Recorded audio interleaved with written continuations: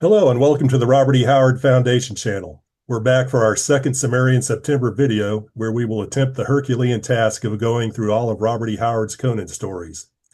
As you saw in part one, we got close to finishing all of the coming of Conan the Cimmerian, but didn't beat the buzzer on the last story, The Devil in Iron. Will we be able to make it all the way through Red Nails today? Watch and find out. Returning on our distinguished panel of Howard scholars, fans, editors, and writers are Bob Byrne, Mark Finn, John C. Hocking, Dr. Patrice Louinet, and Jason Waltz. Sadly, we lost Michael K. Vaughan, the originator of Cimmerian September, due to his job, but we'll press on and hope to make him proud. All right, gents, picking up from where we left off last time, we had made it to the Devil in Iron. Who would like to start the discussion on this story?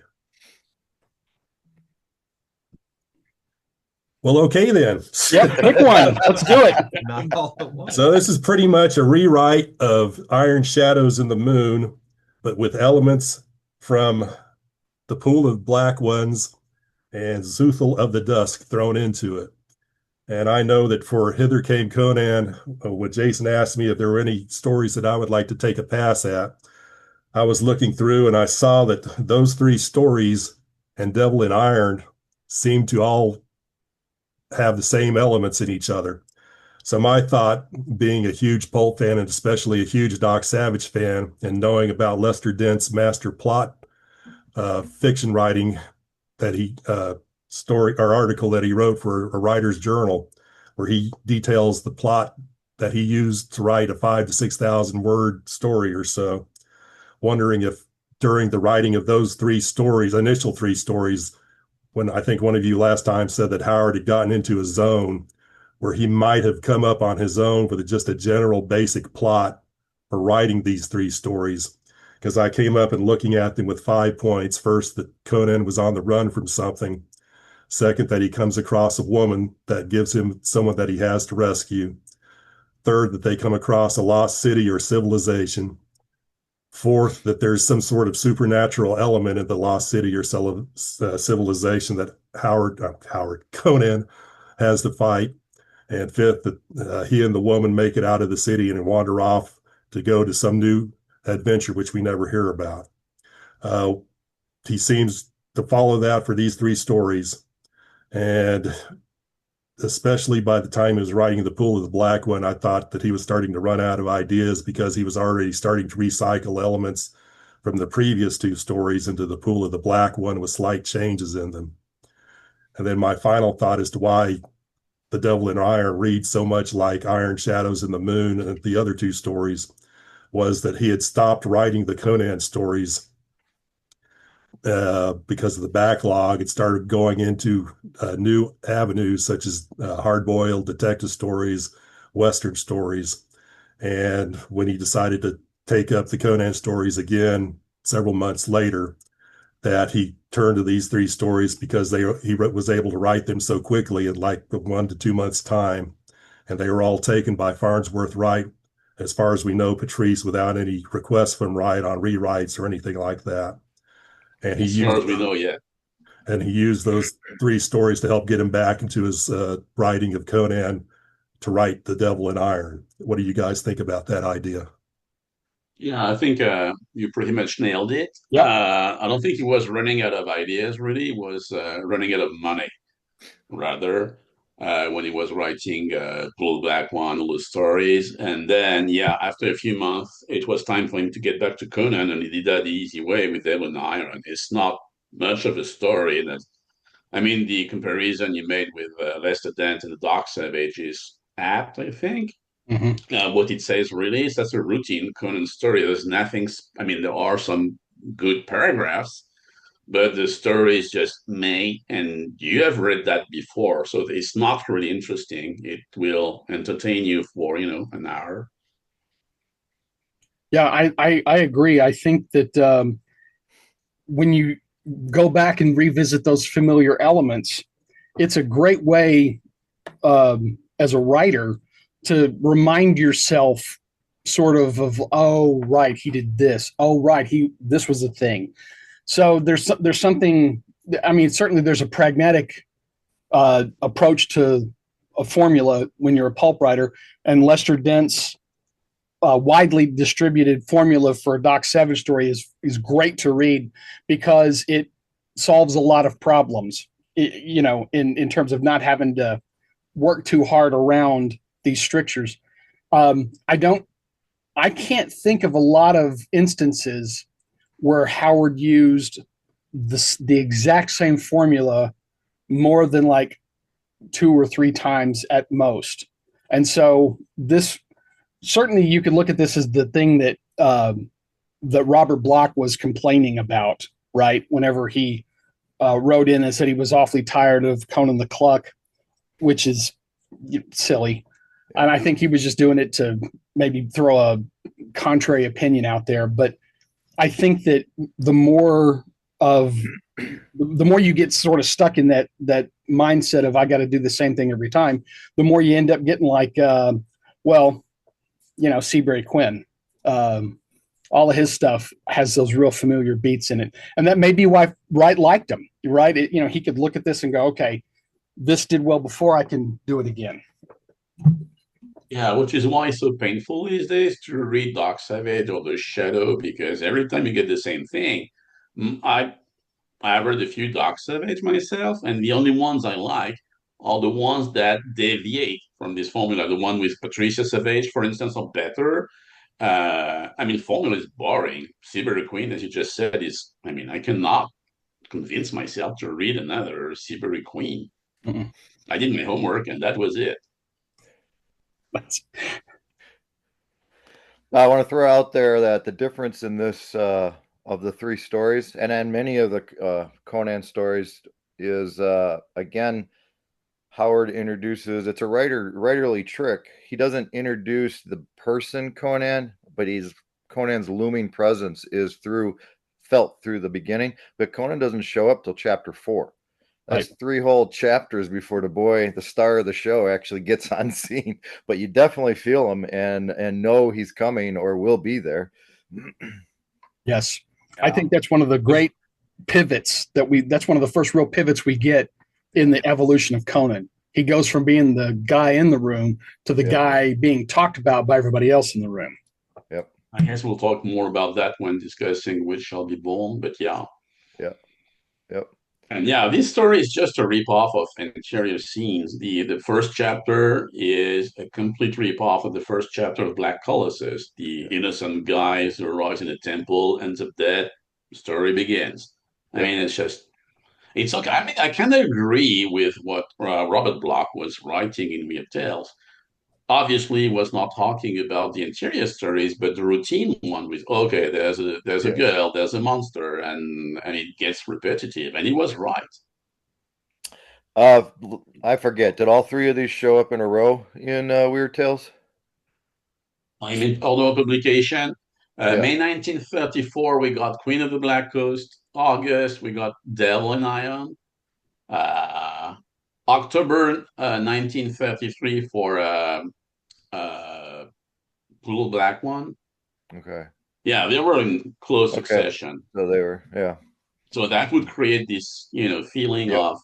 But at the same time, when Bloch was writing this, Queen of the Black Coast had been published, and there's no way you can compare that to any of those pot boilers. Yeah. Yeah, I was also He was young and full of spunk. And Bloch would go on to write 60 stories that ended with a brutal pun. It's like, we never talk about that. We only mention Psycho. Yeah. Only talk about Psycho. That or yours truly, Jack the Ripper. So also good. Enoch. Yeah. He wrote lots of wonderful stuff. Not in his early years. Have you ever read? I think it was called Shooting Star or something like that, about Hollywood. Oh yeah, fantasy. Yes. It's beautiful. Yeah. So what we see, Devil of Iron is sort of it's obviously a lesser Conan story, but if you derive pleasure from it, which I do, it would be in the details. It has a wonderful snake fight. Got to give it that. And Costello Kell is a pretty superb villain. I kind of like watching him in action. Yeah. There's things to enjoy, but the overall structure, as you guys have pointed out, is a little too familiar. And I just want to reiterate for people who are listening or watching that when we talk about a middling Conan story or a not very good Conan story, we're still talking about something that was likely better than the majority of the rest of the pulp in which it appeared. I mean, In a Weird middling, Tales mid-30s? yeah, a middling Conan story is still better than a lot of other pulp writers' best efforts. So we're Sure, really only but comparing. if we take Weird Tales only, I mean, if you're talking about the entirety of the pulp market, Yeah, absolutely agree. If you talk about Weird Tales mid-30s, that's when we started to have Clark Ashton Smith, uh, Sam Catherine Moore. Moore. yeah, I mean, lots of very interesting writers. I mean, try to read a Weird Tales in the 20s. Most of them are boring. You only yeah. had the occasional Lovecraft, and the rest is just drag. Those Werner By the Mudd mid werewolf 1930s, stories. Yeah, it was just wonderful. So yeah, it was okay. but we're still comparing Conan to Conan. Is what Right. where I'm getting with that. Yeah, Yeah, yeah. it's Right. a And when we say a middling Conan story, on a 10 scale, we're talking 6, yeah. There's the only story below a 5 is Veil, See part one. Yeah. I was going to say that I thought, and I wrote the essay that I thought that Howard's writing of The Devil in Iron, that the language that he used was very interesting. And to me, it looks like it shows that from his trying to write different genres such as detective, hard-boiled westerns, that his use of language had improved so much with The Devil in Iron, so that even though it's plot-wise, it's a lesser story that we've seen before, the language in it is so good. Yeah. And one other point is that before, as Howard wrote in a letter to, I guess it was August Derleth, maybe, where he was talking about his prior creations such as Cull and Solomon Kane, that he would write a character up until he lost his interest or feeling of the character, and then he would not write anymore. And so I was wondering, besides the economic need that he had, whether going back to Conan after several months, that he was able to force himself to continue to write the character and to reattach himself to the character's thoughts. And That's an interesting theory. Yeah. okay, so Yeah. that's a no. Okay. No. It's not. It's just thinking about it though. I mean, we are talking about a progression, right? An evolution in Howard's writing, and it, we're looking at it primarily through the lens of the Conan stories over a period of about 4 years.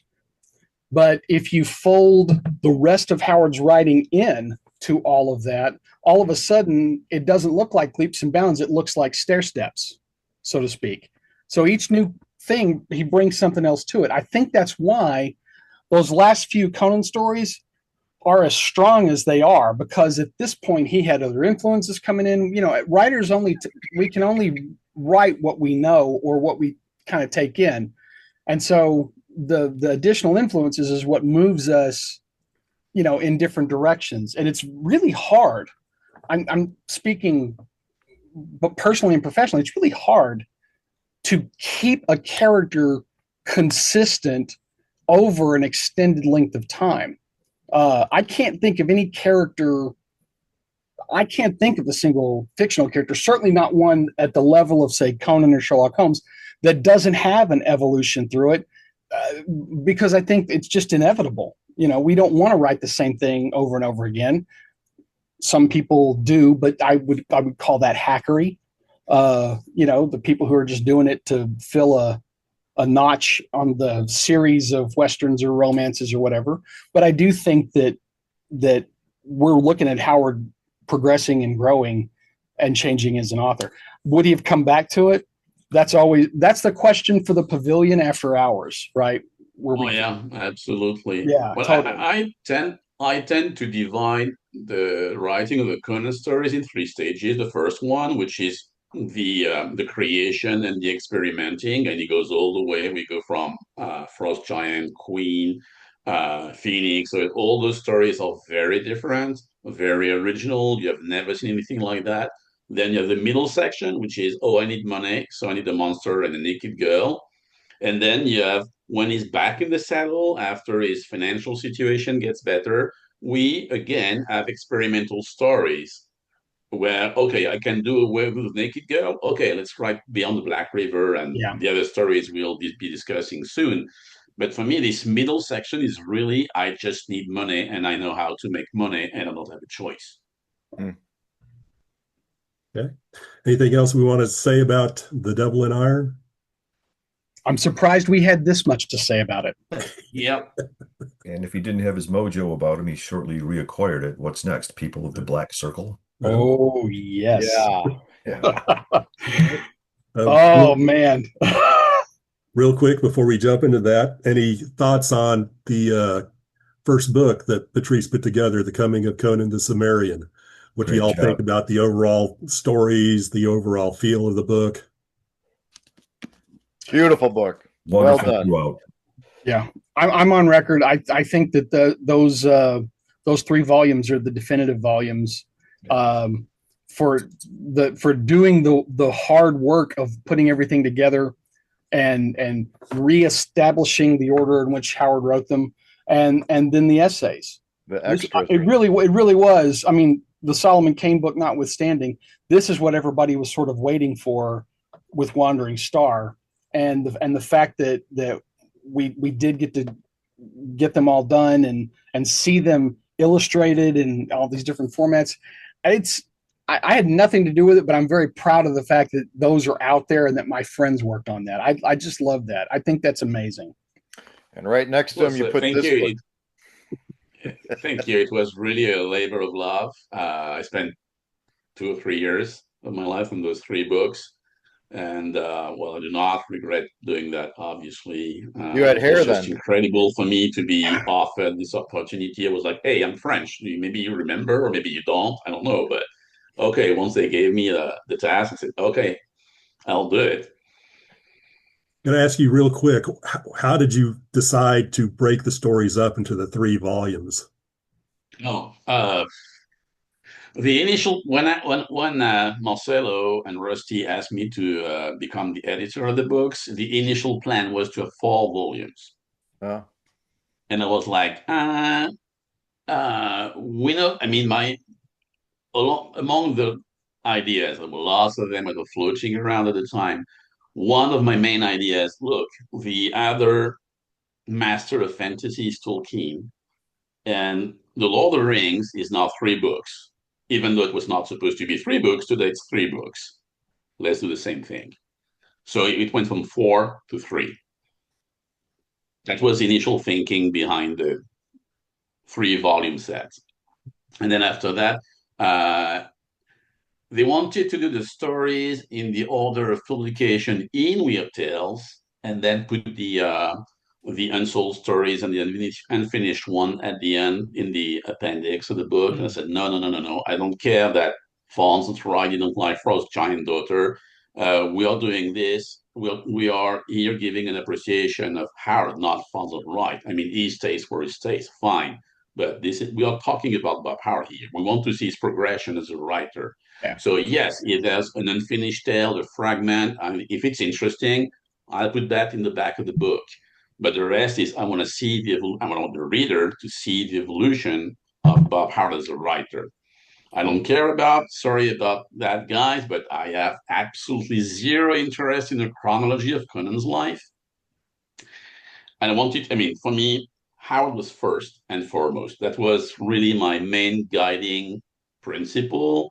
Yeah. No edit whatsoever. If I can keep the text the way it was, that was the way to go. Being as faithful as possible, given the damages done in the past by LSDC, the one who shall not be named.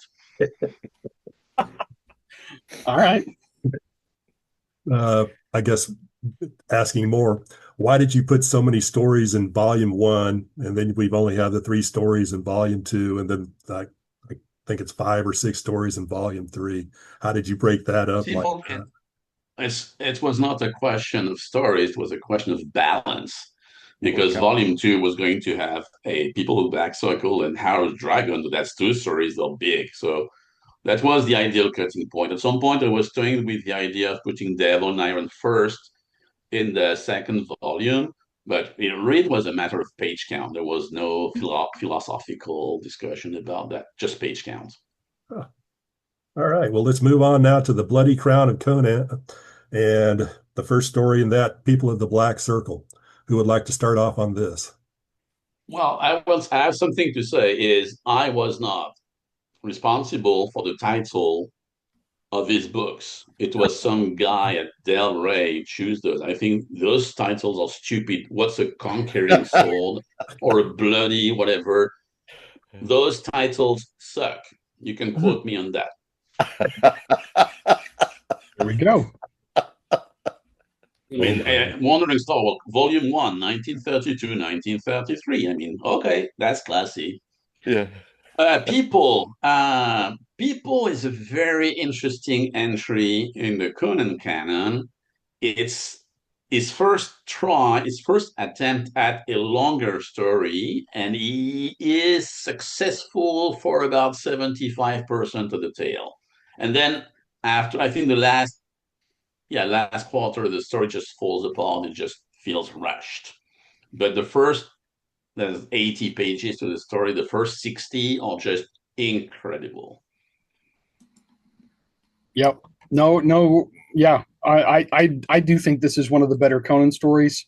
I love that it has, well, first of all, that opening scene, right, is gripping. It's, and so from there, we're introduced to this shadowy cabal of sorcerers and a damsel who's not quite in distress, or rather a in distress person who's not quite a damsel. I'm not sure how we're going to square that, but I like the idea that there's an evolution of the people in the Conan stories as well as Conan too, right? Yes, he had to, because it's a longer tale. So that's why we had, I mean, the two characters, Kensa and Jitara, are incredible. Yeah. The way, I mean, they work. They're not, cardboard guys in the background. They actually work. Yep. Yeah. How would y'all compare? We're kind of touching on it, Yasmina, in comparison to the previous women that have appeared in the tales, especially Bellet and Octavia from Devil and Iron, and Olivia from Iron Shadows and the Moon. Well, she has an A at the end of the name, just like. I think she's interesting, but at some point, she falls back into the damsel in distress category before getting back to be the princess. I think some of the interplay between Conan and Yasmina is interesting when it doesn't follow those, okay, I'm a girl, please save me pattern. I like the way Conan's introduced in this one. This is he doesn't show up until a little later in the tale, and when he first shows up, he's frightening. There's no identification. It's like, hey, reader, this is the protagonist. When he first shows up, it's like, who is this guy? He's frightening. What's he going to do next? So it's a little different. It's something, another unexpected way of presenting the character that I don't know. The standard sort of almost superheroic interpretation of Conan kind of flies in the face of that. I like this. If I had to like name a favorite Conan story with like a gun to my head, then maybe I'd choose this one, because I think this one's powerful pretty much throughout. Although it does, admittedly, the ending isn't as powerful as the rest of it. It has some of the best examples of frightening black sorcery. Yeah. I think not only just in the Conan stories, but I think maybe anywhere in fantasy lit. The Seers of Yimsha are a frightening creation, perfectly at home in a horror story. Yeah. Well, the first time I read the story, I distinctly remember being frightened by the scene where the guy says, "I will have your heart now," and the heart just pops up from his chest. It was like, yeah, jolted me too. As strong as the opening is with the king dying, when Conan is introduced, he comes in like a thundercloud, right? I mean, he rolls in angry, And this is a different Conan, right? Like his men have been captured, and this is a parlay. And I love that Conan is trying to play by their rules, right? I've offered you gold in exchange for my men. What more could you want, right? Like, he doesn't understand. And so I do love that there's a calculation going on that we get to see happen in the story as it goes. And the notion of Conan hearing, that there's a princess in the room, and in an instant, grabs her up and then turns and says, "Now try to hang him." Right? That's, holy crap. I mean, what a just a weird, cool. I mean, I don't know that I can't think of another character that would have thought to do that. But in that anti-hero fashion, Conan's not a typical pulp character at all, right? He does that unexpected thing. He does the thing that a villain would do. He does the thing that a pirate king would do, right? And so that's what makes, I think, that's what's so cool about this story is I really think that there's like a step forward. And I think there's a real sharp contrast between this and those middling stories. This really hits like a thunderclap right away. And I don't care that the ending is a little rushed. The roller coaster, when the roller coaster stops, that's not the best part of the ride. The best part of the ride is all those twists and turns. That's what this story brings. A lot of those twists and turns. This was a good one. This was the only one that I kind of thought was more like an international spy thriller kind of thing, where you've got there's the parlay that Mark just mentioned, and Conan turns it to, well, then I'll just kidnap her, and he runs away, and there's the different people he's trying to figure out. Do I trust them? Well, he knows he doesn't really trust anybody. It's a degree of how much trust, as always with Conan. But this has all these little pieces that it kind of reminds me some of the Black Stranger, which I like more than most people seem to. But the figuring what party and what he's going to do, and then you've got the sorcery of the seers over there, and it's sort of like a spy and sorcery adventure to me. And I didn't really get that feeling in any of the other Howard stories with Conan. And I think this one stands out because of that for me, that part of it. Yeah. Do you think writing this story had any effect on his writing of his Elborak stories when he started writing those? Vice versa. I think it's certainly pulls from the same sources. Yeah. So again, Mark? I think it pulls from the same sources, Well, yeah, absolutely. He had just begun Elborak. So obviously he had been reading some stuff about the Orient, and so obviously it would be used in Elborak and Conan indistinctly. Yeah. Oh, and then there's that wonderful little nod. I don't think it's a jab at the Seabury Quinn stuff, where the supernatural thing always ends up being not. But I do love the idea that they invoke hypnotism as a form of sorcery in this. That's pretty fun. That was a cool little twist, and not something that you typically see in other sword and sorcery fare. He had the confidence, I think, to throw that in there, and for all we know, that was something that he picked up reading about yoga and whatever else he might have run across. His father was doing hypnotism, so he would know firsthand knowledge. Yeah.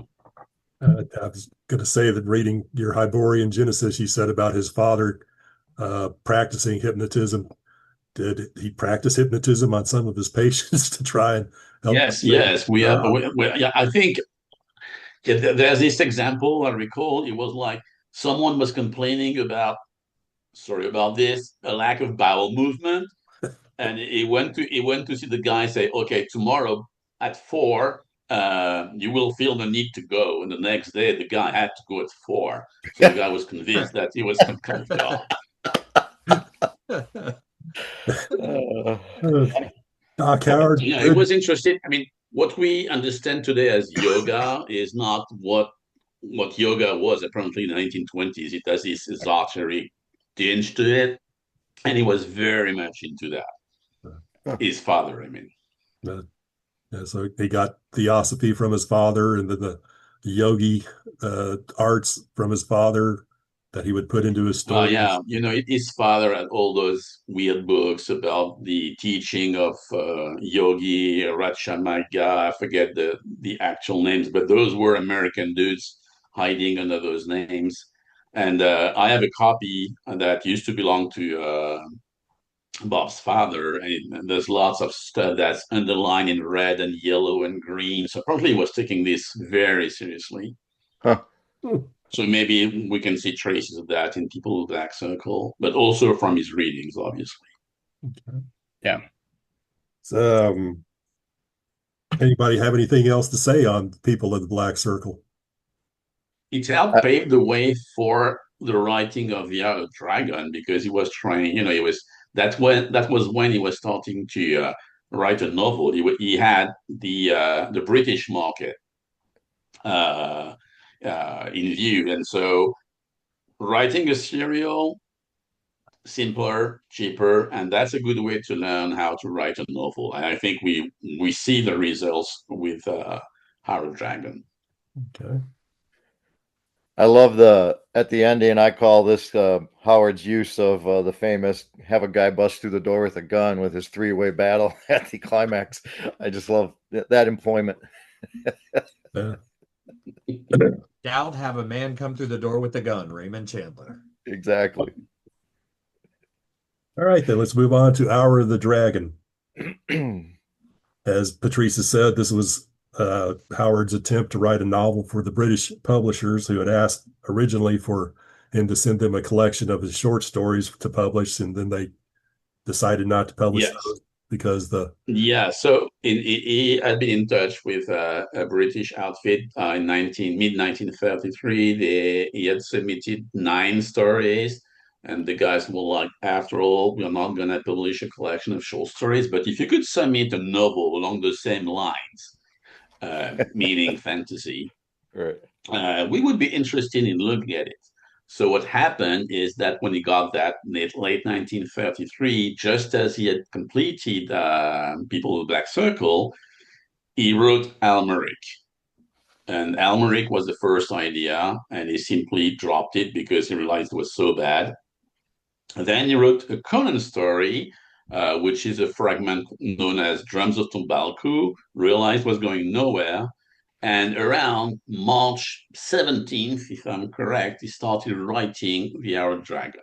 And he completed that 2 months later on May 20th. So it took him 2 months to write The Arrow Dragon. And we have something like 900 pages of draft. So that was the only thing he did for 2 months. He didn't write anything else. That was the only thing he was writing. He didn't send any letters. Just the Art of Dragon. He was taking this very seriously. And that's one of the things I would like to talk with you guys is, what if this novel had been published in England in 1935, 1936? Yeah. So that's before The Lord of the Rings, that's before The Hobbit even. Of course, that didn't happen because the publishing house went into receivership at that time. And so the story had to be published in Weird Tales. But had the story been published, the novel been published in England as a hardcover book, 5,000 copy print run, what was the goal, it would have changed once again the history of Bob Howard and fantasy in the 20th century. Wow. Yep. Wow. It's difficult to judge what kind of response the book would have received in the UK in that era, because it would have been beyond unique. And I mean, there isn't really anything else to compare it to, would there? Right. Yeah. Yeah, that's one of the things I talk about, I think, in Iber Genesis. That's why he decided to go back to Conan the King. And there's a quest when there are no quests in the Conan stories. It has this Arthurian thing.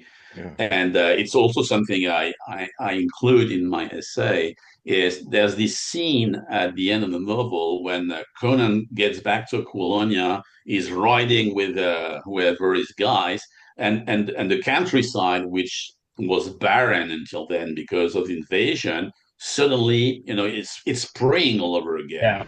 And I cannot read that passage without having in my mind's eye the exact same scene in James Baldwin's Excalibur. Yeah.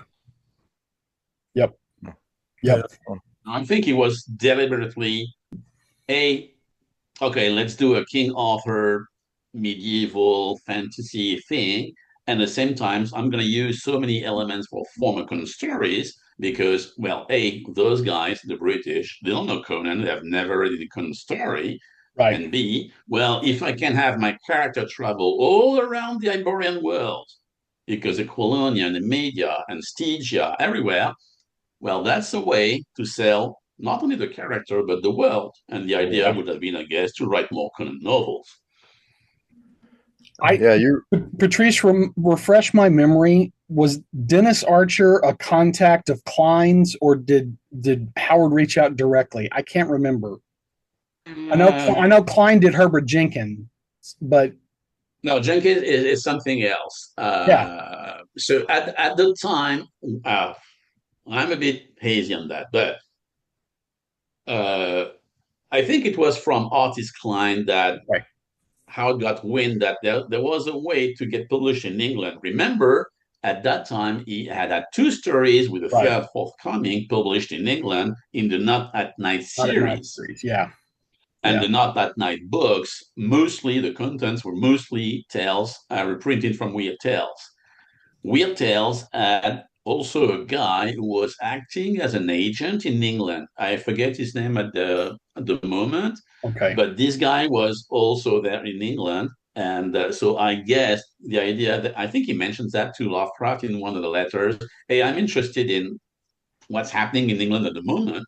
Yeah. So what you see Bob Howard writing to Weird Tales in mid-1930s. Hey, I know that you publish those stories. I would like to be sure, do I have the rights to those stories? He was already making sure that he was becoming very conscious of his rights as an author. So very clearly, he had every intention to get published in England, and he was dead serious about it. Yeah. So it was just his luck that the Pulling a Nest, that was the name of the outfit, just went into receivership at that time. I mean, that's really sad. Yeah. You would be on TV today, not on a podcast, discussing those stories. You gave me a lot to think about in our first episode of this. I'd never considered how much he worked to tailor that to the British market. So when you put that thought in my head, it answers one of my biggest, not complaints, but oddities of Hour of the Dragon. The fact that our anti-sorcery hero reaps the benefit of sorcerer's protection, But now that you put Arthurian and monarchy in my head, that was his Merlin, stepped in for that momentary help. Yeah. Yep.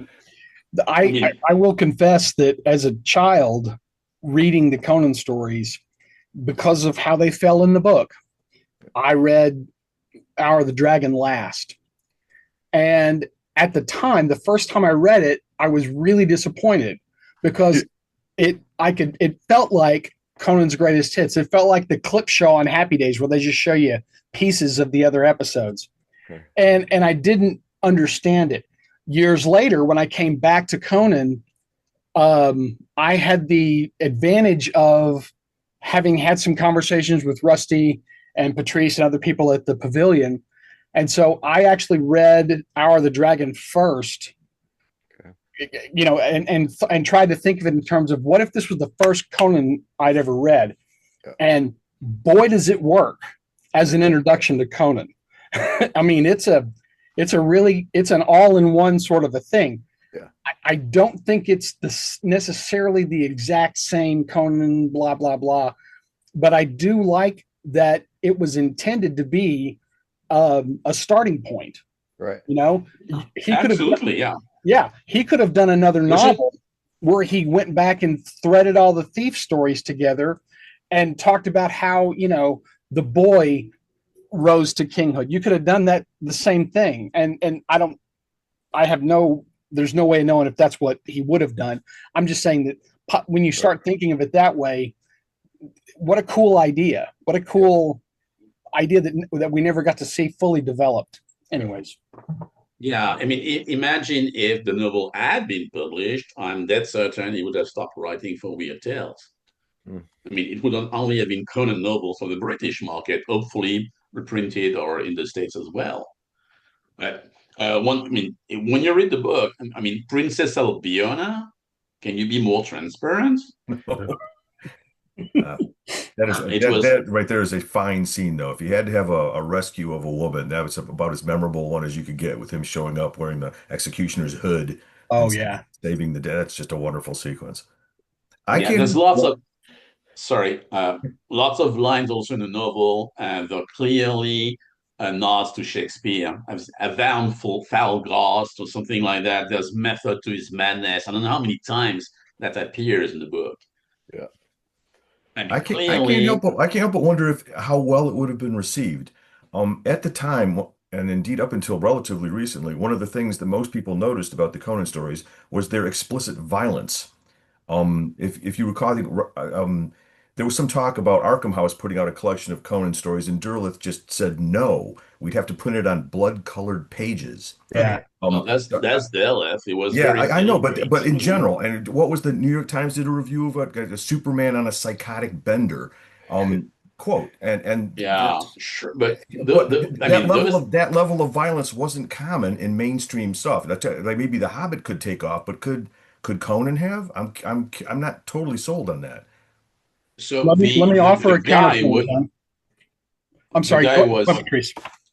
Okay, the guy wanted to publish the book. Remember, he had seen 7 or 8 or 9 not Conan, but fantasy stories. He had seen Wings in the Night, which is not, especially peaceable stories, very violent and gory. That's when. And he had seen 9 tales like that one. And he said, okay, if you can write something along those lines, again, quoting the guy, yes, I'll take it. And I published that in an edition of 5,000 copies. That's a lot. Yeah. One would hope he knew his market. That's a lot. Yeah. That's the thing. I mean, maybe he was taking a gamble. Maybe he was taking a gamble, but at least that he knew that there was something there. Yeah. I'll just offer up a counterpoint as an example. We know that Gent from Bear Creek was published by Herbert Jenkins in 1937.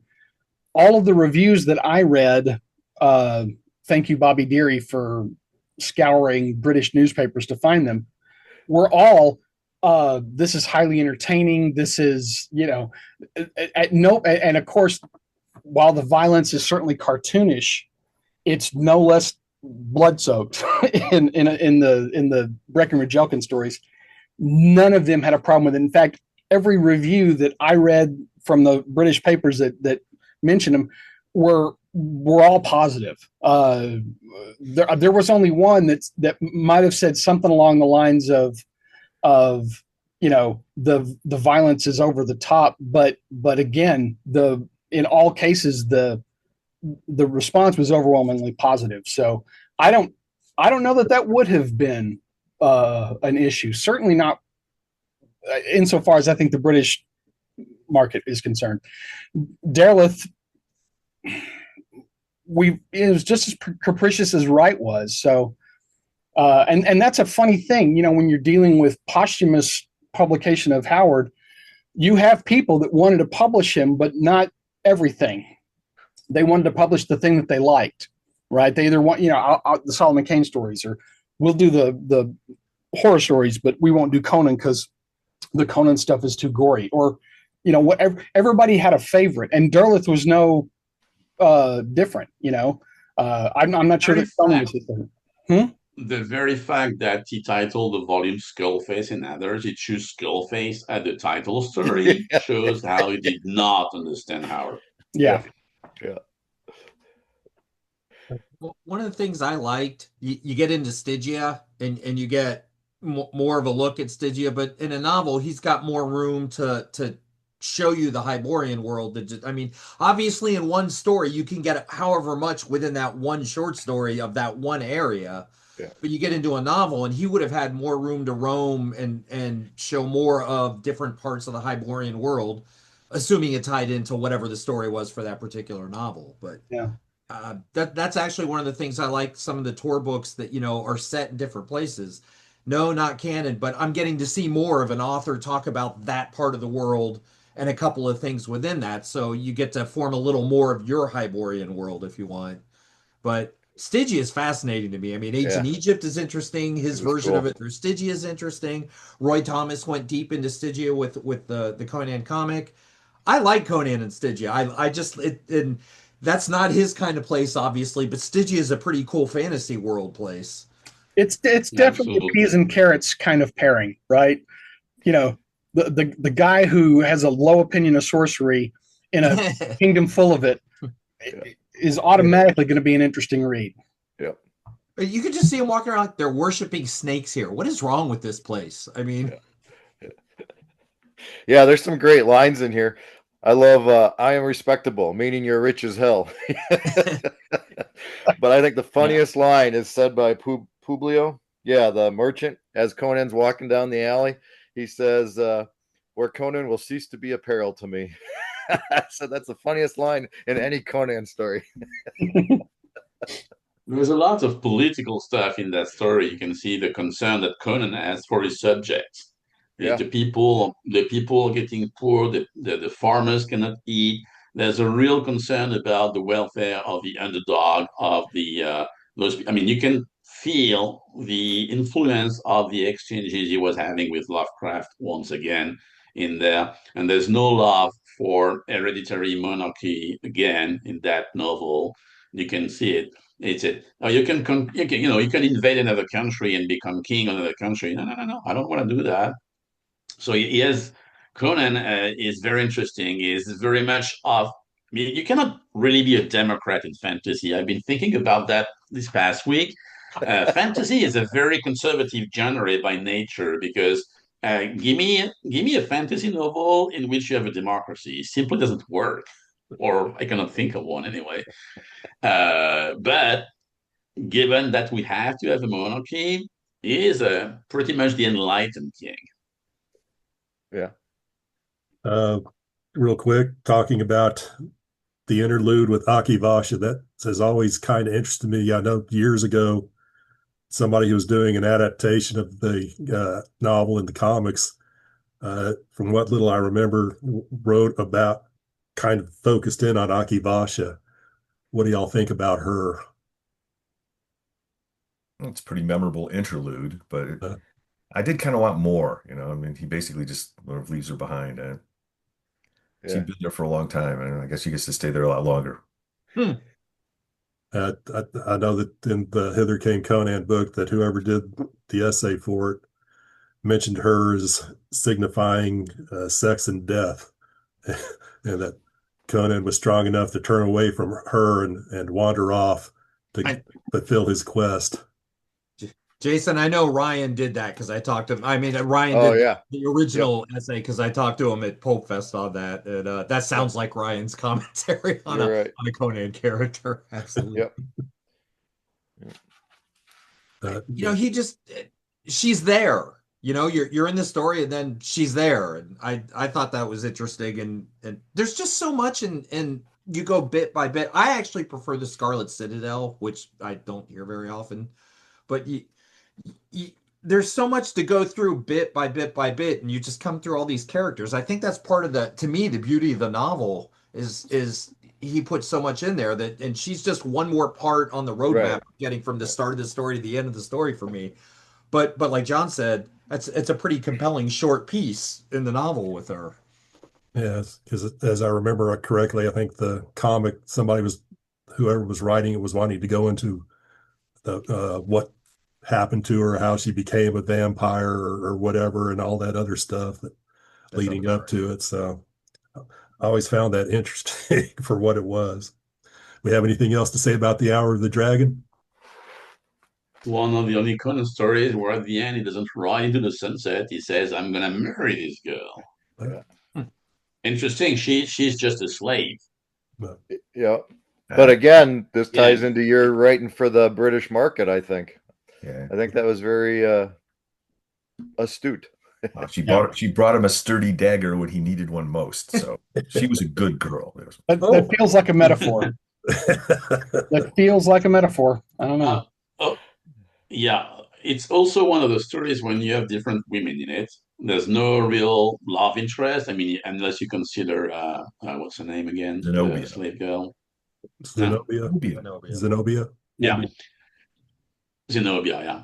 And because you also have Zilata, which is the witch, the initiatory woman, and you have Albiona. So we have different kind of women, which I think is very interesting and refreshing.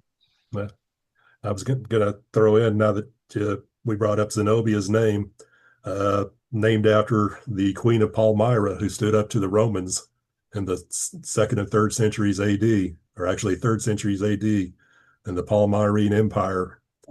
So I did not know that. I assume it went badly for her.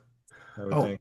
She actually held off the Romans for about 5-6 years until Aurelian became emperor, and as he was putting the world back to rights for the Romans, he turned his gaze to Palmyra, came over there and defeated the Palmyrenes. He did not kill her. He allowed her to retire because he was so impressed with her. So, wow.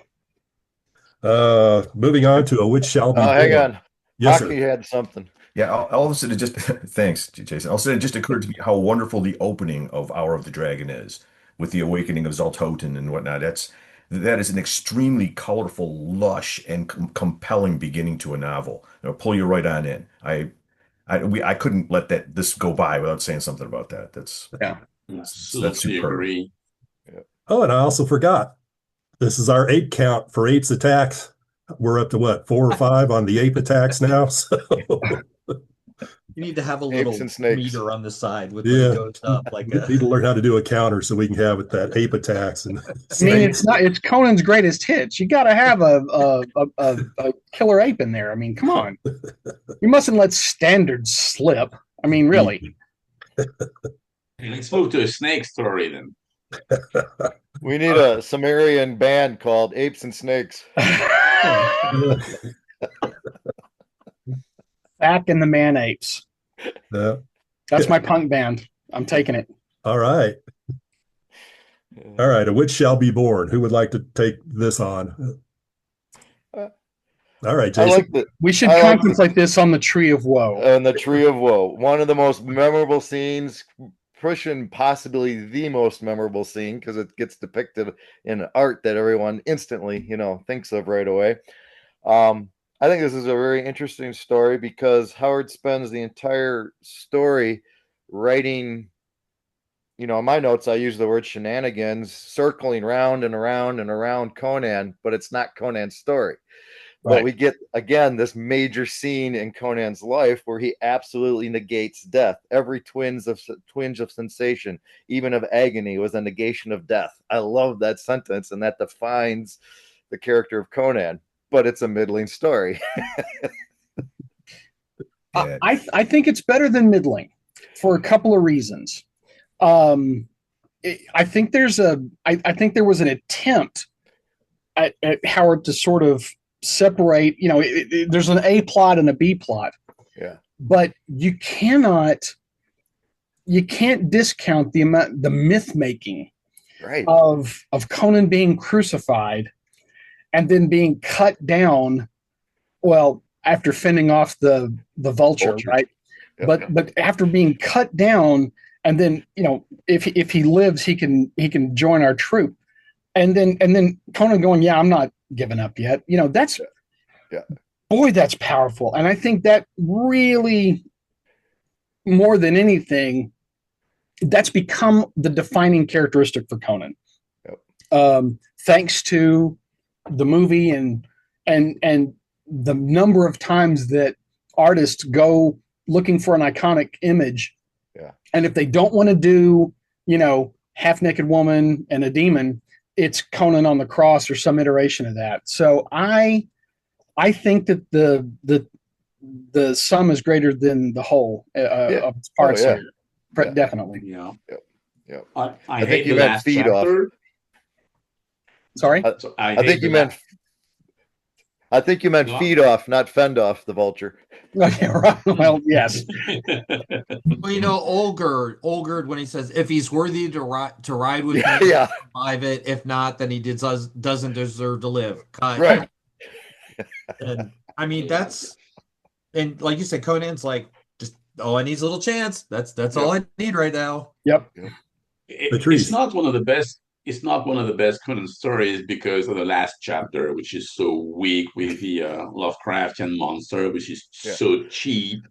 But if you take that out, what you get is an incredibly modern story in terms of storytelling. Yeah. I mean, when Conan's get and when all get Vladislav and say, okay, you can join my band. And the next chapter, you expect Conan to be slowly rising to the top, but no, he's already there. So you don't need to read the tale because you know it. You already know that Conan is going to do it, and it just spares you the whole thing. I love the way this tale is constructed. Yeah, yeah, and it's really interesting. I don't know if he was trying to do his version of the Man in the Iron Mask. That's what I was. Yeah, but I mean, that's certainly. I mean, we know. I read that in high school, which was a long time ago for me, probably some of you. But when I read the story, that's what I thought of. Was that kind of reminded me of Dumas a little, even though I never saw the movie and I'm well removed from it. But that storyline stuck with me. That's kind of like how we're doing that. I thought. Yeah. Not a ton, but it's the idea. It's there. Yeah. I would say definitely because Alexandre Dumas was definitely one of Howard's favorite authors, and the influence shows up in Beyond the Black River too. So I would say I think it's interesting that he chose that to pull from Dumas instead of maybe like something involving the band of musketeers. Almost all of his protagonists are solitary people against a horde. He's always alone and outnumbered. But I do think that it's interesting that I don't know that those two plots ever really come together in a satisfying way. But all the Conan stuff in A Witch Shall Be Born is spot A plus. Yeah, it's top shelf. It's but to Patrice's point, the end of it is flat. I mean, it's one of the only times I remember reading an original Howard Conan, and at the end of it, just going, the Lovecraftian monsters brought on board and dispensed with quickly. Conan never gets to grips with it. After you've read Zuthal of the Dusk, I mean, you got come on, man, you got a Lovecraftian monster. Conan should have a whack at it. And when adapted to comics by Roy Thomas in Savage Sword of Conan 5, I think, he inserts, Conan actually coming to grips with the monster, which is much more satisfying. Kind of silly, but much more satisfying. Well, could it be along the lines of the Veil of the Lost Women, where he was just thinking, "Oh, I've got to come up with a big finish for this," and I haven't done anything supernatural other than a witch, so I'll throw in a monster for the big ending. And he must not have had faith in his crucifixion scene. Then he must not have realized how huge that was. Yeah. And here we have Conan taking a bitter vengeance. There's a handful of times in the saga where he takes a very explicit revenge, what Shah Amurath and later on Akram Bash and Man-Eaters of Zamboula. It's sooner or later the villain basically gets their just desserts with a serious vengeance. And in this one, the end of it with Conan riding away with this guy screaming in despair on a cross behind him is pretty memorable too. Yes. Showing the total counter to, we already know he ain't surviving. Mm-hmm. There is something that I kind of want to touch. We've been playing in and around the pastiche notion. I think this is one of the stories where people have taken him running away from the monster and have decided to turn that into the innate primitive fear of magic that all barbarians possess. And I think that clearly exaggerated in pastiche. Yeah, it gets brought up a lot, and I think it's a disservice. I'm more inclined to think that Conan ran because it was so big, not it's huge. It was eldritch. If we're going to use that term, Lovecraftian-esque way. But yeah, I think this is one of those ones where the intention got misinterpreted willfully or otherwise. Yeah, and it involves that sort of mindset involves like looking away from specific instances of Conan dealing with sorcery. And what Phoenix on the Sword, he basically wields an enchanted sword, right? Right. Yeah. Epimetheus shows up in a dream and helps him out. This is just ignored, I guess, by a lot of folks that prefer to think of Conan as being just like a savage that recoils from all supernatural in every single instance. Right. And that's and of course that's a easy it's a common logical fallacy, right? Where you look at one thing and you extrapolate everything from it.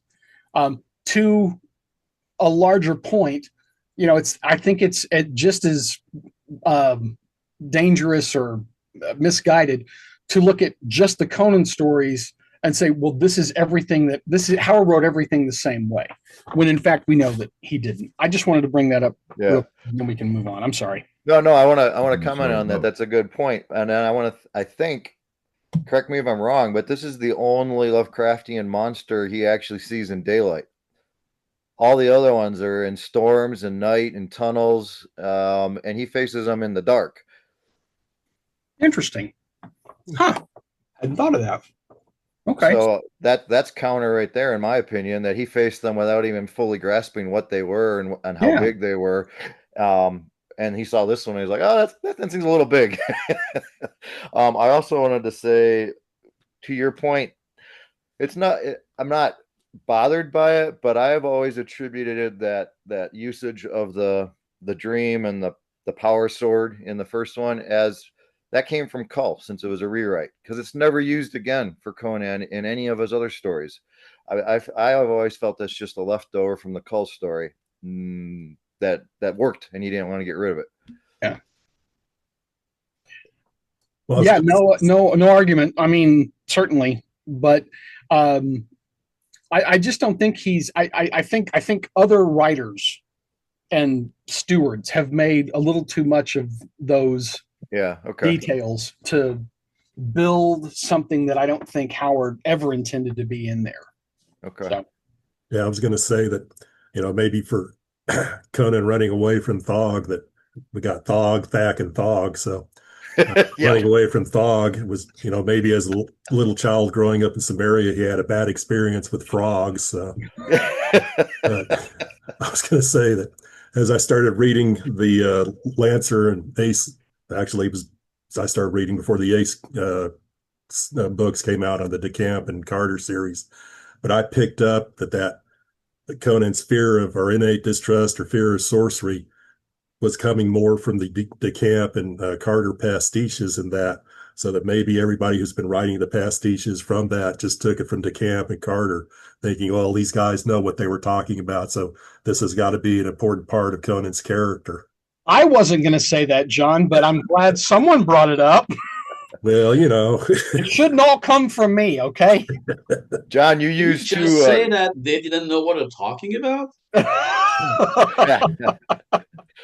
I liked what you said there, though, John, because you used two words side by side: distrust and fear. So that's the way I've always interpreted Conan's fear, as a distrust of the unknown and suspicious, not a fear. Right. Right. Exactly. Yes.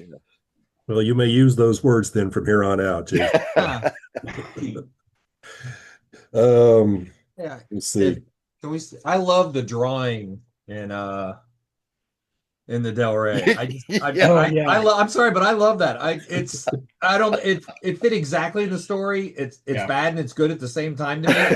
I like it. I don't know what to tell you. I will fight anybody that says that Gary Gianni can't draw. I'll punch him right in the neck. I swear to God. That guy brings the goods. And I loved his Conan. I loved his Solomon Kane. I loved everything that he did for Robert E. Howard fiction. He was amazing. Yes. Was anybody at Pulp Fest besides or Windy City except me this year? Me. Did you get oh yeah, we were talking. So it was Gianni that was signing down at the end, right? Yes. Of your row. So Gary Gianni, I've got some. They're in the other room. I should have thought of that. He was signing 5 good sized prints you could get. I mean, one of them was almost full poster size, but of his Howard stuff, and he was signing 5 for $20.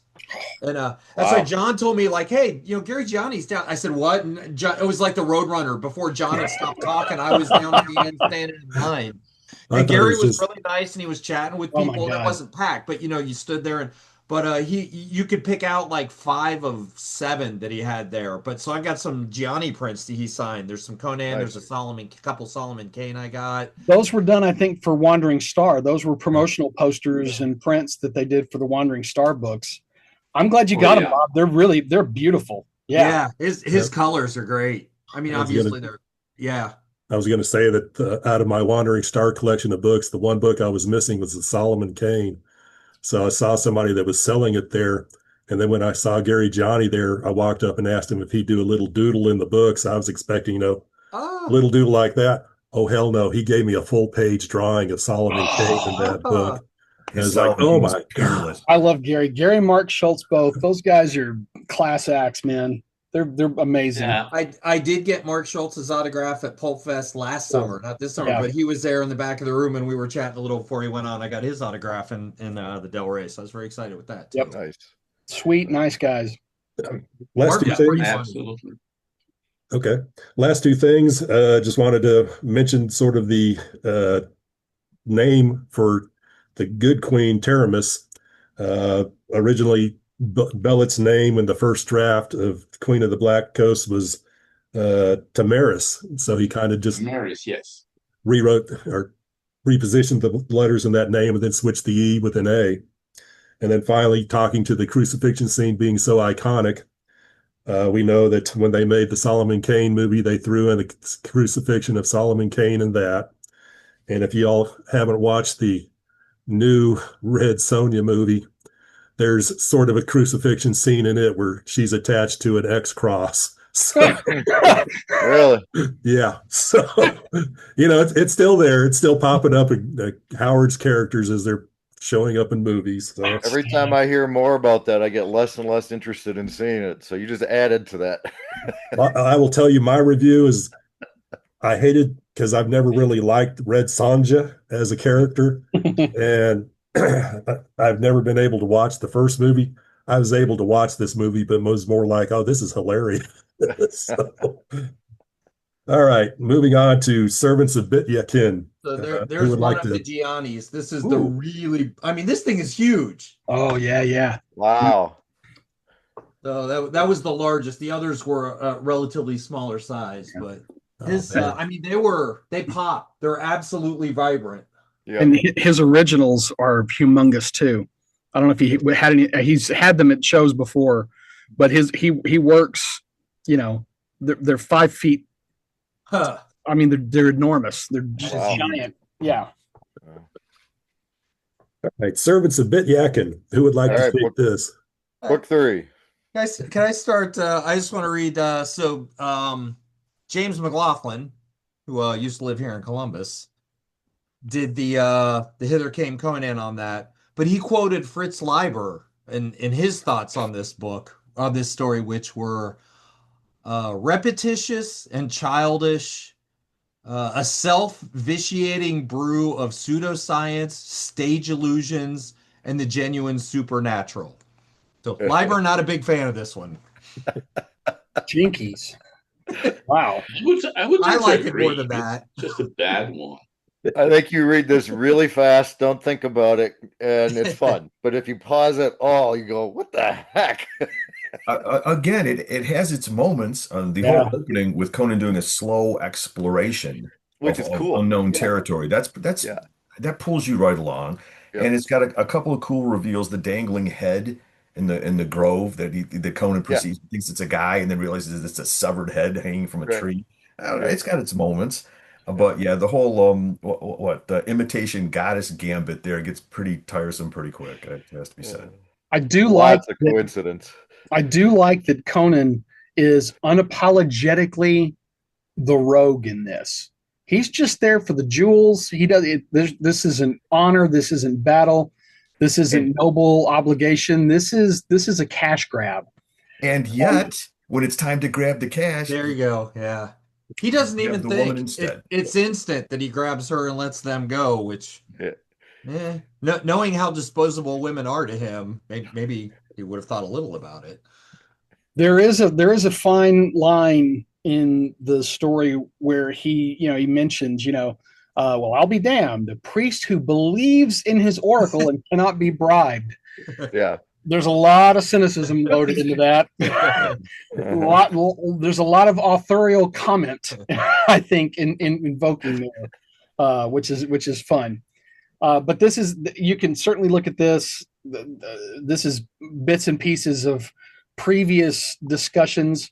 When he refers to the con artist, the priestess is, her mummery. I love that. That's a great mummer is such a good, almost an archaic word for this.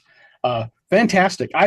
No, it's not good, but there's a lot to like in it anyways. Yep.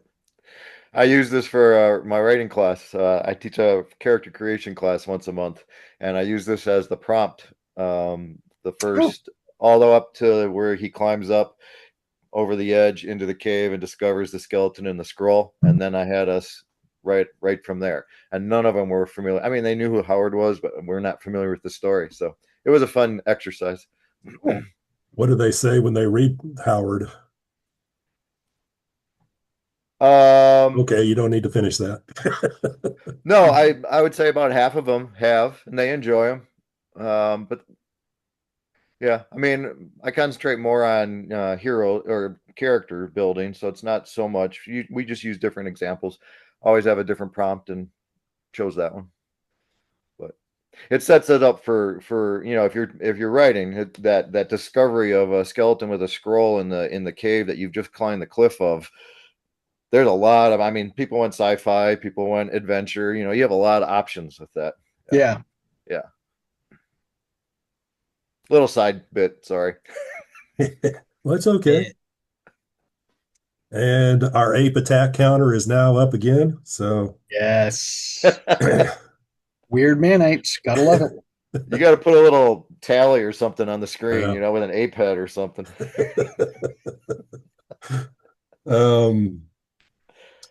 Let's see. So this story, Conan shows up at Alcmenon to offer his services to train their army, but as a way to getting him to get to the treasure. Yep.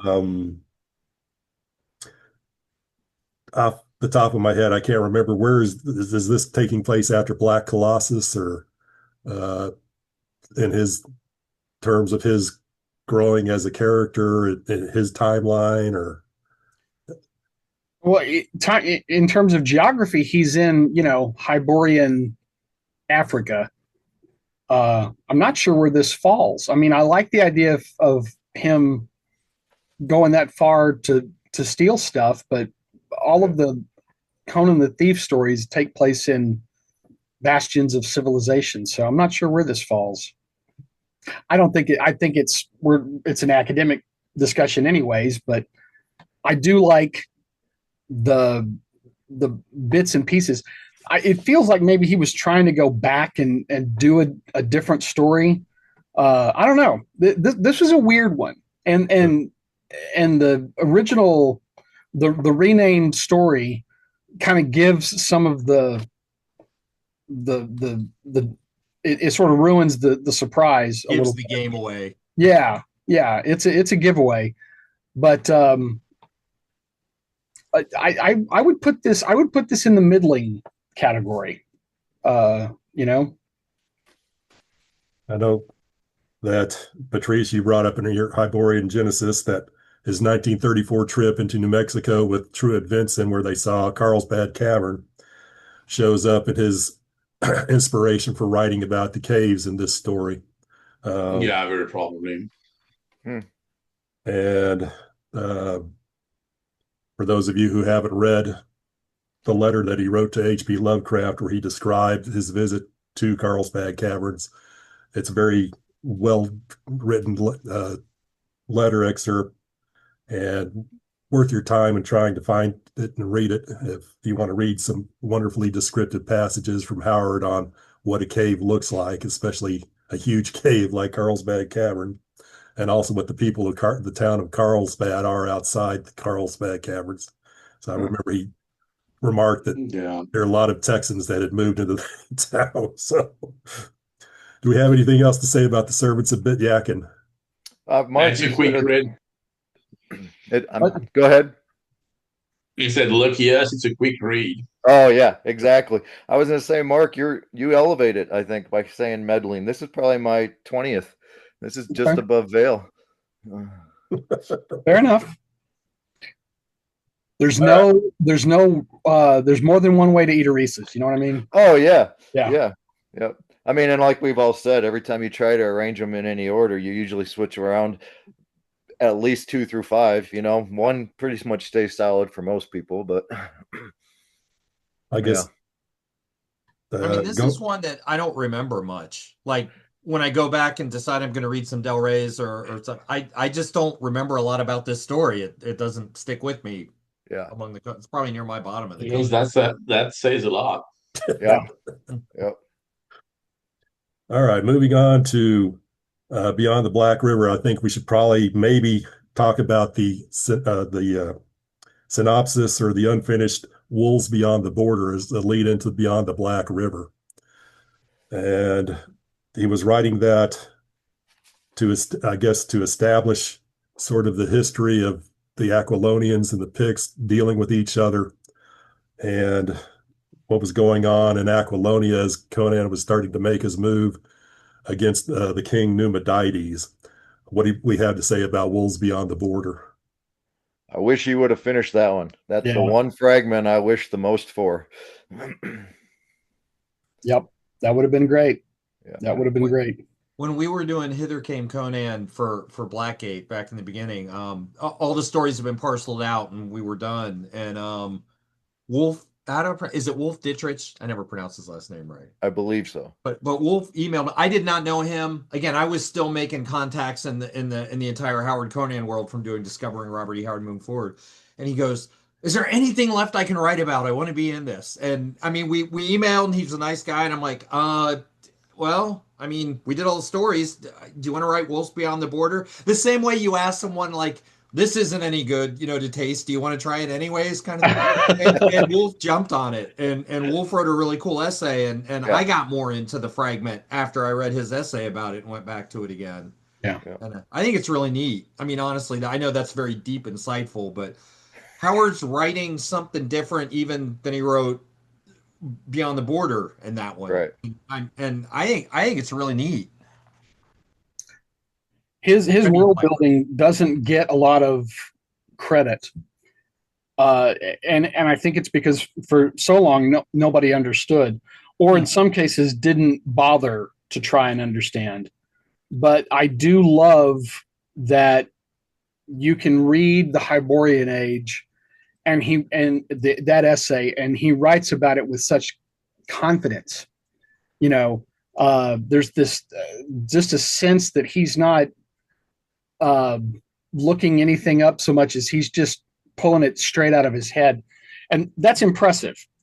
And as impressive as that is, I don't think that makes for a good Conan story, which is why I think Beyond the Black River works as well as it does.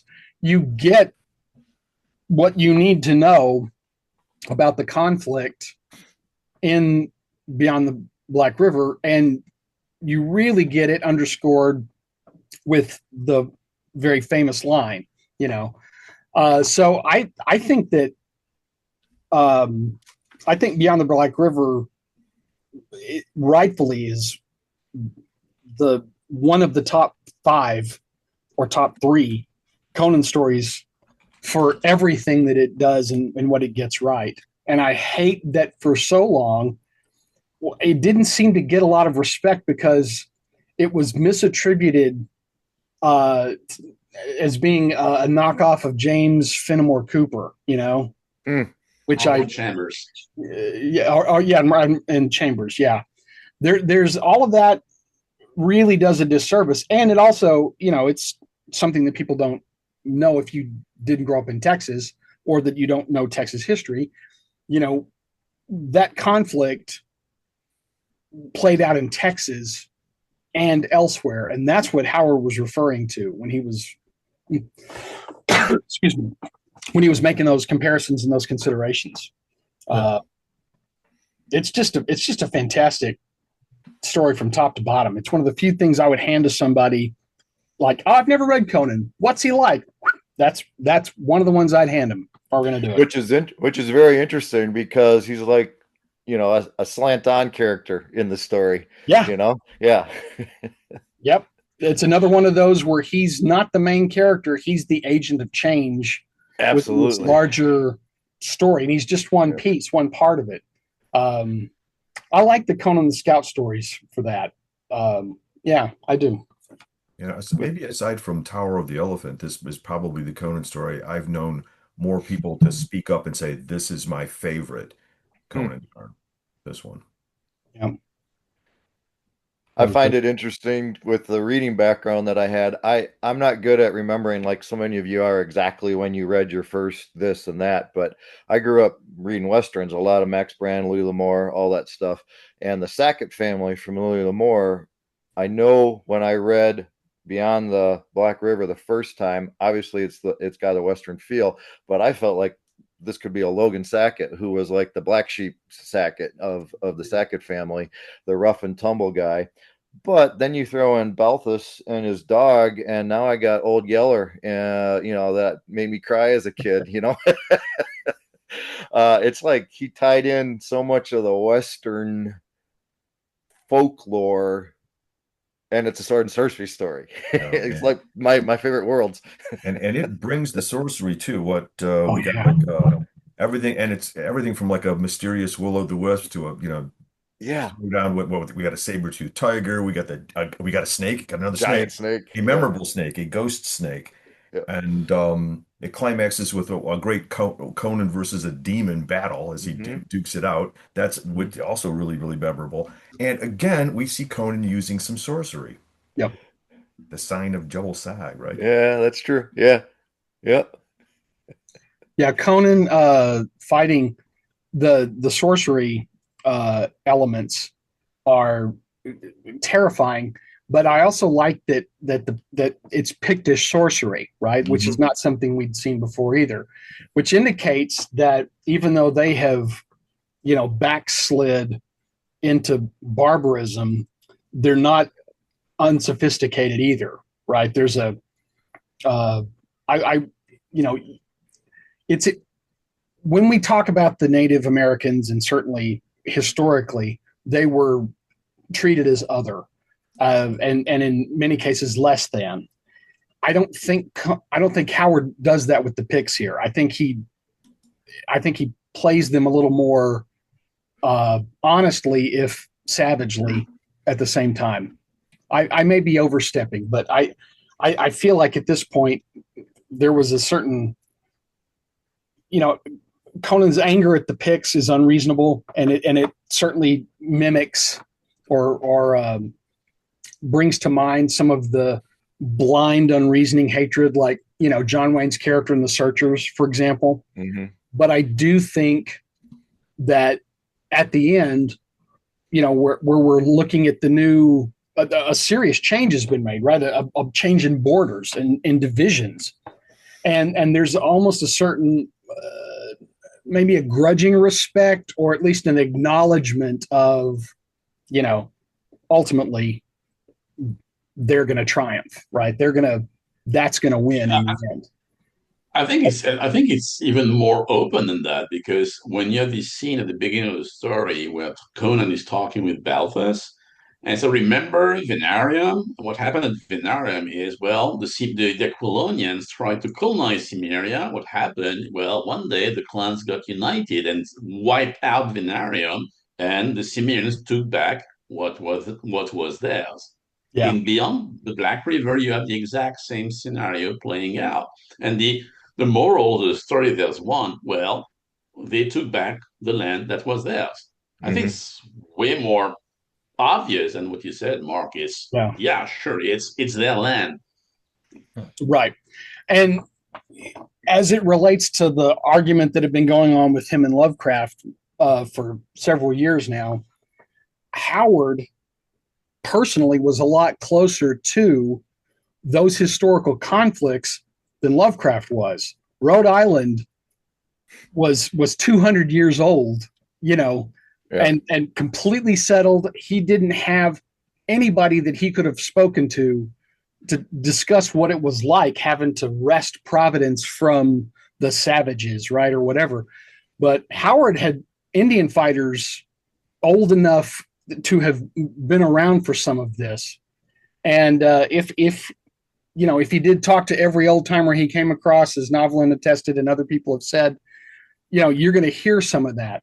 So I think I think this was really obliquely Howard's final word on the topic of barbarism versus civilization. I don't know that he necessarily stuck the landing, but I think in that story he'd said everything he had been intending to say.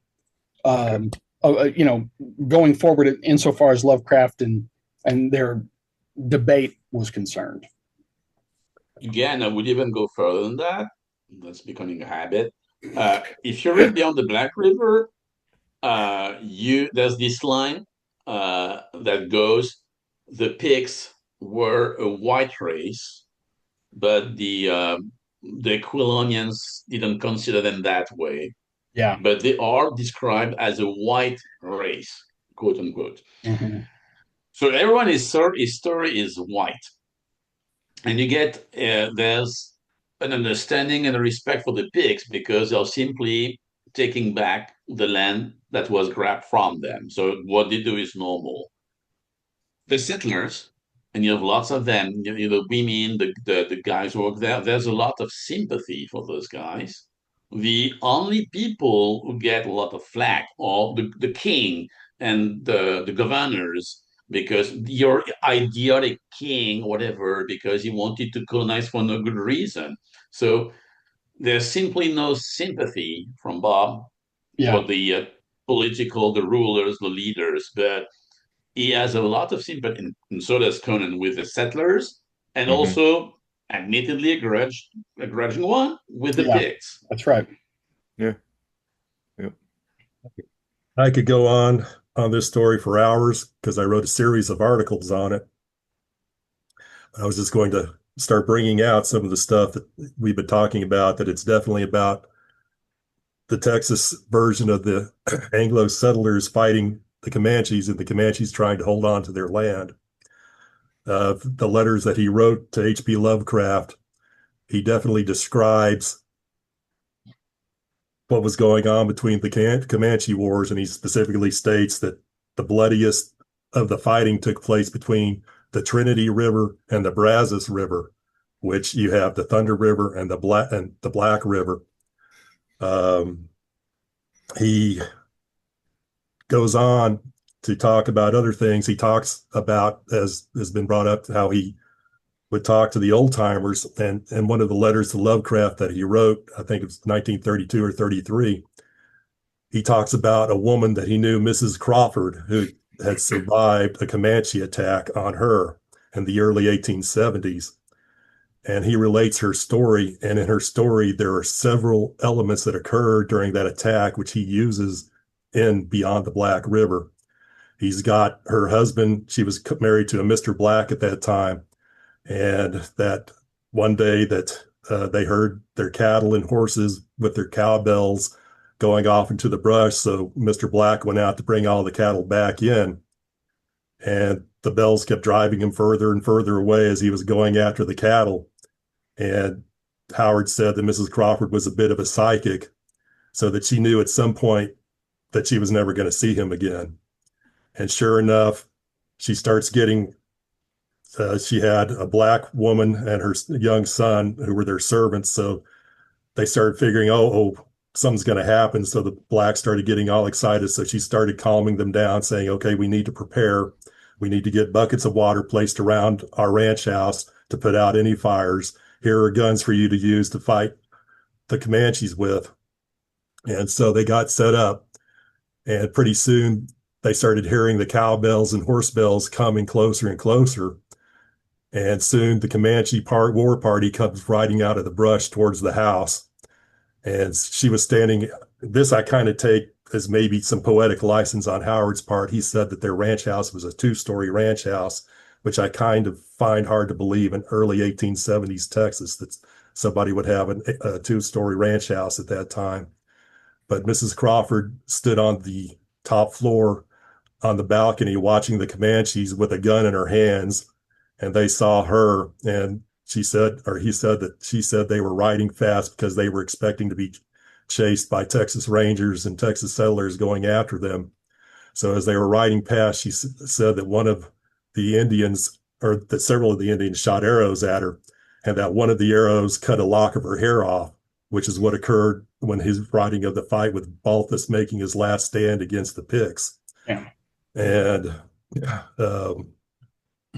so he used the character of Mrs. Crawford, of her comforting her servant woman and child, and then sending the child off to go rouse all the other farm posts out there that the Comanches are on the run, get safe. And the cowbells, she used that several times with the swamp demon luring Conan and Tiberius off into the brush so it could go back and cut off Tiberius's head. You also had Conan acting like a Pict to draw a Pict canoeist over so that he and Balthus could kill the Pict and take the canoe to get back across the Black River. You also had the swamp demon in the final battle with Conan, using Balthus's voice to get Conan to wait for the swamp demon to get up so that they can engage in their fight. And you see that in addition to several other things that Howard used from what he knew about Texas history and Southern history when he came up with the character of the priest Zogar Sag. He used Kelly the Conjure Man. He used a person that he talked of in letters to Lovecraft in Mississippi, John A. Murrell, who was a known horse thief and was in charge of a criminal organization in Mississippi where he would act as a traveling itinerant preacher. And while he was preaching to the people, he had his thieves going and stealing all the good horses from the congregants while they were in listening to him. But he was planning on leading an uprising of the black slaves against the white people, and they caught him before he could do that and put him in prison, which apparently broke him. But the one person that I thought that he really used for coming up with the character of Jebel Sag was Quanah Parker, the last Comanche war chief. I think he used the destruction of Fort Parker by the Comanche in Kiowa, where they carried off Quanah Parker's mother, Cynthia Ann Parker, and the tribe, and she later married a great Comanche war chief, Petainacona. So you have that mixed parentage of Quanah Parker, a white woman and a Comanche, whereas Jebel Sag, you have a mixed parent, you have a Pictish woman, and then the god Jebel Sag for Zogar Sag's parents. And then the final thing that stood out to me is that this used to be some of the things that we knew in Texas history way back in the 60s and 70s was the Second Battle of Adobe Walls.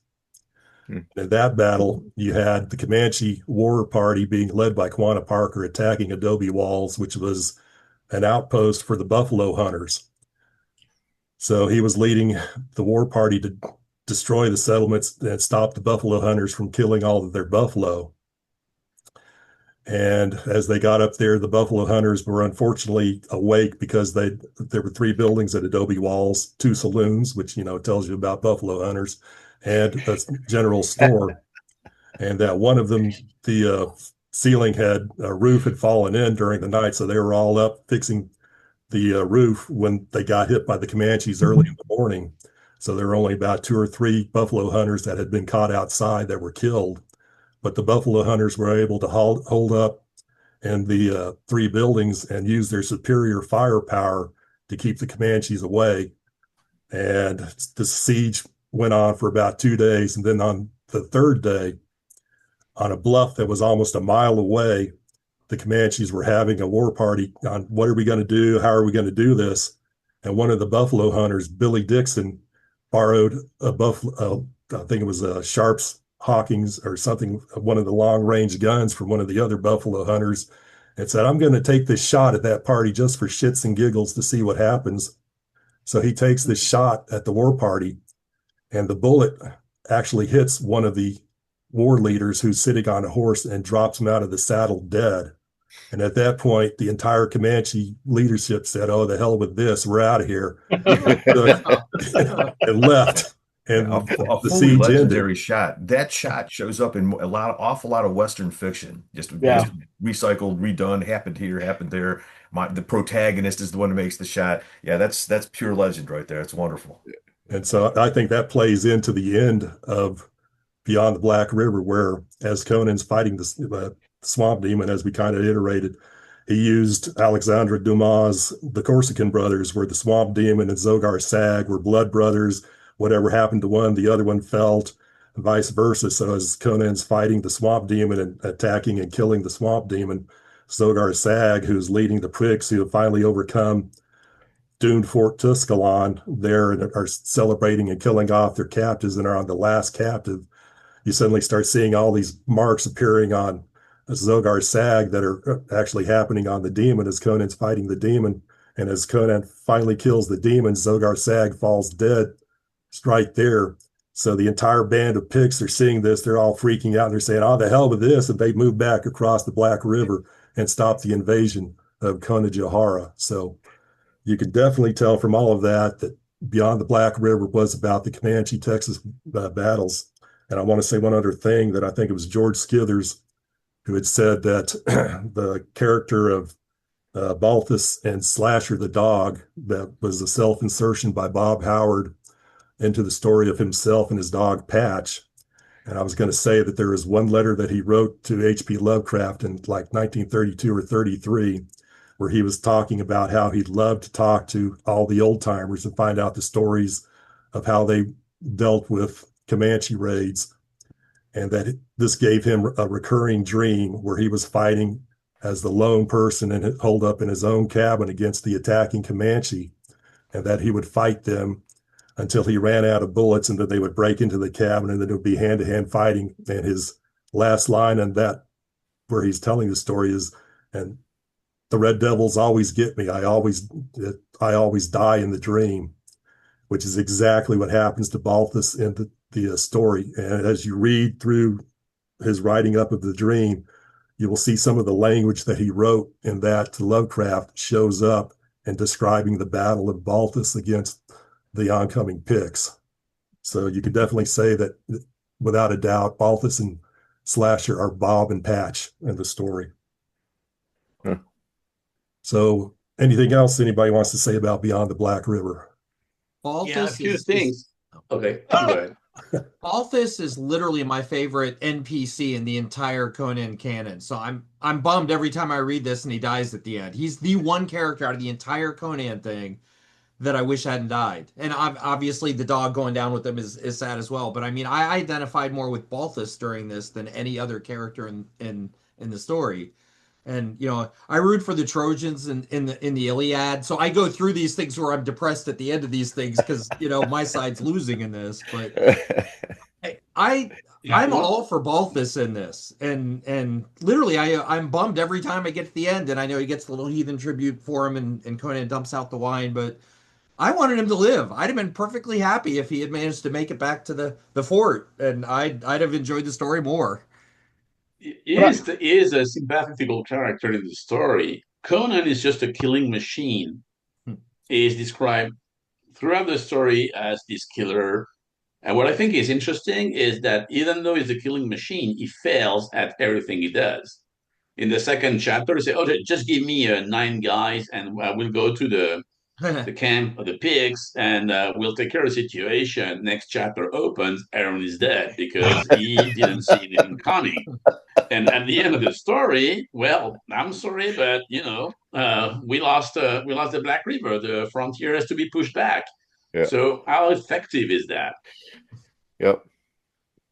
And He's one thing I definitely- wanted to say about what you said, John, sorry, whoever interrupted, is I do not disagree that, yes, there was definitely an influence of Texas and the war with the Comanches, but I think that Beyond the Black River is more of a universal story than just Texas. It goes beyond that. It would work equally well if you said, "Oh, that's the Alamo," will still be Texas. It would work well with the Zulu thing or any colonial warfare, war battle, whatever. It's simply the opposition between barbarism and civilization. Sure, there is a Texas thing to it, but not only. Which is why why would the Picts have a village called Guahuela? How Texan is that? Yeah. That sounds African to me. So without denying the Texas thing, I think the appeal of sword and sorcery is it's not related to our world, or it is just in part. It's more universal than that. I agree with you that it is absolutely universal, and certainly the situation that occurs in Beyond the Black River is not unique to Texas. I think the reason why we have in the intervening years gone so hard on the Texas angle as source material is because previous critics read that Conan was wearing leather breeches with fringe on it and said, it's leather stocking. Well, this is just him doing that. And whether we're talking about Chambers or Fenimore Cooper or Sithers or Daryl Schweitzer or DeCamp, they all got it wrong because they were looking at surface details and they weren't thinking, okay, where's this coming from? What's he doing? The letters existed at this time. And even though they were spread out all over the place, there were some people knew where they were. He could have, him, LSDC, could have gone after all of these things if he'd wanted to. But it was much easier to just read what was there and make an assumption and then extrapolate off of that assumption. And so he's wrong more than he's right. And in this case, he and others have kind of thrown this under the bus as being not a very original story. Oh, it's well written, but it's not very original.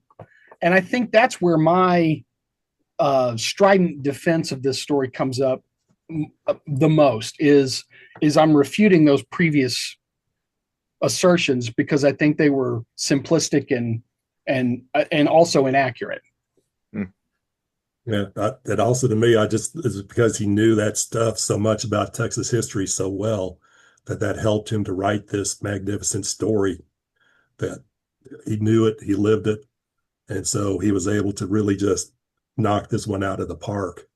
Yeah, absolutely. There's this scene in Beyond the Black River where at some point Conan says to Balthus, so at some point Zogar Sag was doing this and that, and he was thrown into a prison, which is the worst thing you can do to a Pict, something like that. Mm-hmm. And that's taken verbatim from a book called, I forget, but written by Norman B. Woods from the late 19th century, and it's all there. And you can see, okay, that's the worst thing you can do to an Indian, as they said at that time, and is thrown into jail. He was certainly aware of the sources. He had been doing his research, plus, of course, he knew all that from talking to old-timers. Yeah. I'm also going to say a couple of things. I guess we all agree that this is one of the best. I mean, most people think it's the best Conan story. That's not my favorite. I prefer Rinal's, but yeah, absolutely, it stands up there. Yeah. Yep. Yeah, I was going to say that we have two drafts on Beyond the Black River from Howard. And the first draft, as he was starting out, of course, Zogar Sag is not named Zogar Sag. He's named the Swamp Snake. And then Jebel Sag, which, I find interesting, is not named Jebel Sag. The god is named Thog. So you got Thog, Thak, Thog, and Thog. But he changed that to Jebel Sag. He said, "Fuck off." Yeah, I'm gonna change the name. Anything else we have to say about Beyond the Black River? I think this showed what a really good writer he was. I mean, we all see stuff and we like stuff, but I think someone who's not a Howard fan or knowledgeable could read this and see that, wow, this guy's something. I mean, yeah. And there's that disparaging, it's fantasy. I mean, we love Tower of the Elephant, but somebody reads it and goes, oh, that's a nice Dungeons and Dragons thing.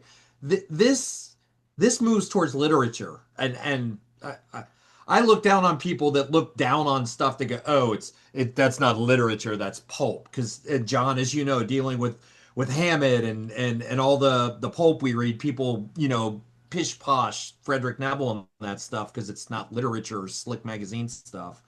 But I think this shows what he was as a writer, and I think it stands out in that regard from all the other stories. And it's probably it's in my top three. I don't know that I've ever done one or three, one, I two, three, four, five. absolutely agree. Yeah, Yeah. I absolutely agree. What is fascinating then is to see that Falls write both the story, published that as a serial, didn't give Conan the cover. As in, okay. So what it shows here is clearly what Wright wanted was a regular average Conan story with a Lovecraftian monster and a semi-naked girl. Right. I mean, it was kind of pushing how to write inferior stuff. Here is a masterpiece. I think Wright knew that. He had some sound, for me, judgment on the quality of stories. He had to know that this was something exceptional, not clever. Yeah. And that's sad. But Shadows in Zamboula had one. Well. All right. Moving on to the Black Stranger. Who would like to take off on this? I love the Black Stranger, and I don't understand the hate for it, honestly. I'm totally with I love it too. Yeah. I got introduced to it, however. The first two Conan books I read was Conan the Flame Knife, with the big sword sticking through that ape. And then I got introduced to this as the Treasure of Tranikos first. Yeah. I loved it then, and then I loved it even more when I found out it was Conan. And I don't know if any of you, I know John Bullard did read my little write-up on the first line that I shared last week. I think this is a phenomenal opening. It is so adrenalized, tension-filled. I just love the opening to this story. The only negative in this story is I think there's a lot of, oh, Conan, you're so honorable, over and over and over and over again. It's sort of like preached into your brain. If you took that out, this is one of the top stories. Conan is in rare boastful form in this one. Yeah. He struts through this story. Yep. He's right about just about everything. And puts one over on just about everybody. When they imply that, maybe he was kind of in cahoots crossing with the Picts, and he's like, if you had said that to any Cimmerian but me, you'd be dead right now. Yeah. Okay. All right. That's that. Okay. No. And this Savage Sword of Conan adapted this, and it's across 2 issues. I'm with John. This is in my top 5. I mean, I'm with Jason, and I like the original. I like Treasure in Tranikos. I like the Savage Sword. I like the pirate captains playing against each other. Conan manipulating. Even again, like you said, boastful. Conan, like, oh, I slid in the other side while you idiots were over on the east wall blathering on. So I snuck in the back, and now I'm in charge. You're right. He strides through this whole thing. And they're constantly trying to find a way to get around him or to manipulate him or for the 2 pirates to get him out of the way so they can deal with each other. And then you've got shoot, I forgot the name of the Count. The Count. And it's all about trying to beat Conan, and Conan just continues to take step by step, and he's almost playing them like puppets as he goes, like, yeah, you've each got 15 guys. I'll deal with that when I get to that. And then he does. And he almost throws them in, tries to push him in so the mist will get him. Doesn't quite pull it off. He goes back out the door.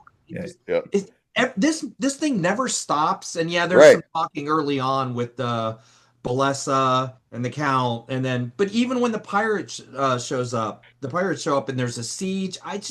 Man, this is everything I want in a Conan book, honestly. I like all of this.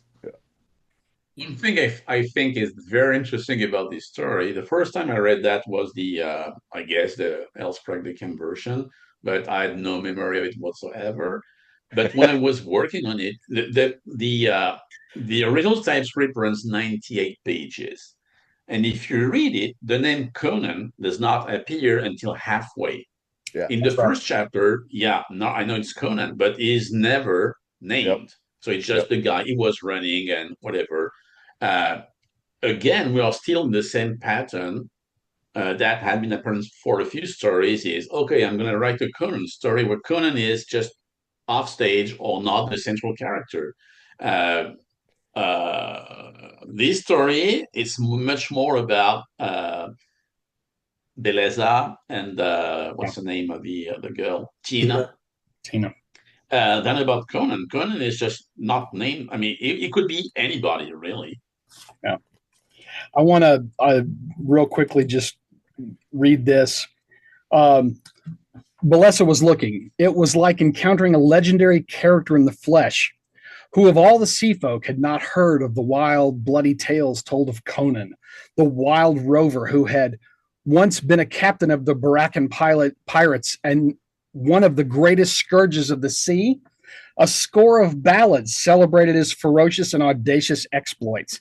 The man could not be ignored. Irresistibly, he had stalked into the scene to form another dominant element in the tangled plot. She, at this point, that's our real introduction to Conan. This is what everybody else thinks of Conan. And so at this point, he is that figure of myth. He is that legendary figure about which much has been said. So I love the fact that as soon as he gets into the middle of it, he takes over. What a complete agent of change story this is, right? He is. He literally is a grenade in everybody's best laid plans. And the only thing that stops it from being a complete and total success are the picks. Yeah. Those pesky picks always showing up and being pictish. You know that Indiana Bill Cavalier doesn't like this story. I mean, he hates it. He hates it. It's his least favorite story. I don't know how widely known that is, but if you read my essay in the third Conan volume, you will read something like, so about this story, well, lots of people have treated that in a very cavalier way. I did not me pick up on poking that. fun at Bill. Oh, that's awesome. I will say one thing, because I was, as I was raving about it, I hate the scene with Tina and whipping her. I despise it. It's one of the least favorite moments in any Conan story, and I literally just sort of mentally gloss over that in my head as I go on. That's one of Bill Cavalier's big hates with this story. It's a hard one, but I love everything else about the story, so I set that aside. And I just like the idea of Conan trying to lure these guys into a supernatural trap, and the whole setup for that is really cool. I mean, I mentioned in part one, and we talked a little bit about it, about the influence of Howard and specifically Conan on role-playing gaming and by extension computer gaming in general. That setup with the trapped treasure in the room is so quintessential Dungeons and Dragons. And there was a jungle hike. There's an outdoor expedition to get to it too. So you've actually got the outdoor adventure of a dungeon crawl. It's so, and it's weird to look back on these stories and think that they might have been an influence on something that's so seemingly removed as role-playing games. But no, man, it's there. And I have always said there is a direct link followed all the way back from role playing and Dungeons and Dragons to these stories of Howard's. Absolutely, yeah. Question, Bob. Sorry. I was just going to say, this is one of those stories where whatever faults it might have, way overshadowed by the impact of it in other arenas and in other places.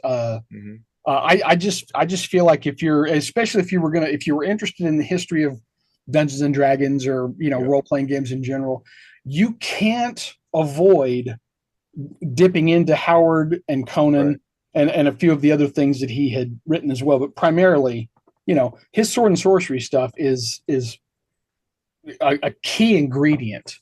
It's the garlic in Dungeons and Dragons. You can't imagine it without it. So anyway, I'm sorry. Go ahead. Yeah, I had a question for Bob. He said it was the scene with Tina and bleeding. I guess that's the one you're referring to. Yeah. Puts you in ideas. For me, I understand that it's a disturbing scene, but for me, what's interesting, one of the main features of this story, what makes it interesting in so many respects, is that for the first time, we have two full realistic characters, fully realized, sorry, characters, Tina and Beleza. They are, for me, they're just like two regular human beings who suddenly find themselves in a fantasy story. Yeah. And you have Conan who is swaggering around and hey, you're all gonna die, I'm a legend.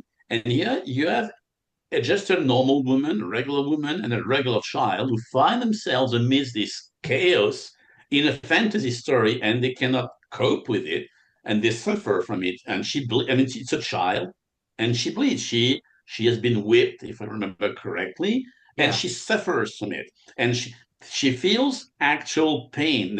I mean, the scene is disquieting, but for me, that's where the power of the tale comes from, because you realize, oh, I'm not reading just an entertaining story.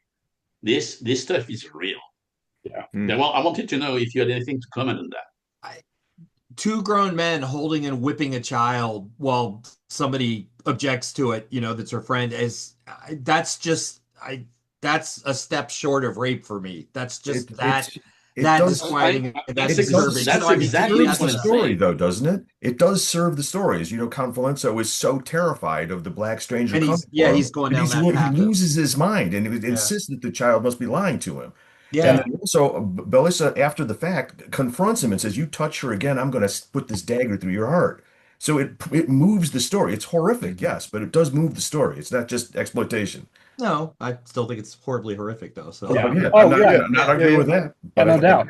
But the fact that Conan just showing up sends the Count and thank you into this panic. What's he doing here? Why is he here? What's he doing? That's fantastic. And it's an extreme reaction. It's a very extreme reaction, but we're at this point, him showing up means that something's interesting is about to happen. No matter what happens, we're changing status quo here.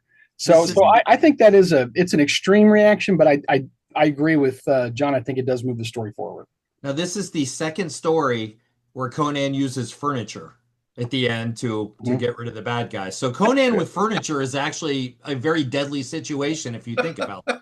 Savage stool of Conan. That's a whole different kind of story there. Okay, take that where you want.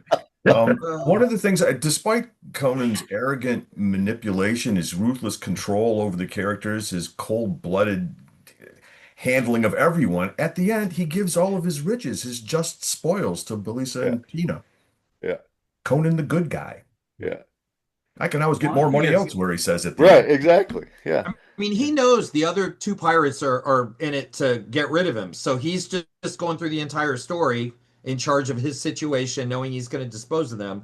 But yeah, at the end, he's like, here, you guys can have this. I got a boat. I'm going to go do whatever I do now, which is more pirating, presumably. Presumably. Here's hoping. If you don't like Savage Stool of Conan, is the Bloody Bench of Conan any better? Yeah, a little. Okay. All right. Just checking. Also, one other thing. This is neither here nor there, but the death of the pirate captain Strombani, I think, in DeCamp's. Yeah. He gets stabbed from behind by a pick, turns around, splits the pick's head, and says, "Devil eat you, bastard," which was one of the best death scenes ever and became a running joke with all my teenage friends. If someone put one over on you and you got back at them, you said immediately, "Devil eat you, bastard." That's nice. I'm going to appropriate that, John. I'm going to start using that at Howard Days. Yeah, it works. It's very satisfying. That's cool. All right, gentlemen. Patrice has a hard out in less than 25 minutes. And we have these last two stories, Man-Eaters of Zamboula and Red Nails. Man-Eaters of Zamboula. Just jump right on in. Okay, Red Nails. Take it away, Patrice. Wait. Oh no! No. We need to say a few words about Man-Eaters. I like Man-Eaters. I like Man-Eaters too. It's got another signal scene, almost as popular as the crucifixion, with the throttling of Balpatar. Yes, that's the one that everybody remembers. That's the one. The guy's been raised from birth to strangle people, and Conan stamps his neck while trash talking him. my favorite Solomon Kane story is Rattle of Bones, and the idea of the inn with the removable log and able to get in stuff that's emulated in the story. I don't mind man eaters.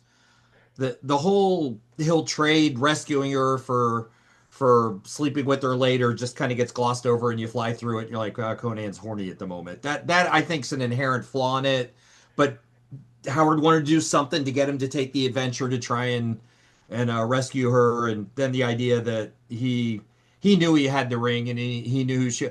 There are flaws that stick out, really big flaws in this story, and whereas Mark said, the weak points of this story, which I was a black stranger you said that for, are overshadowed by the good parts. I agree, the good parts of Maneaters don't overcome the bad parts of Maneaters.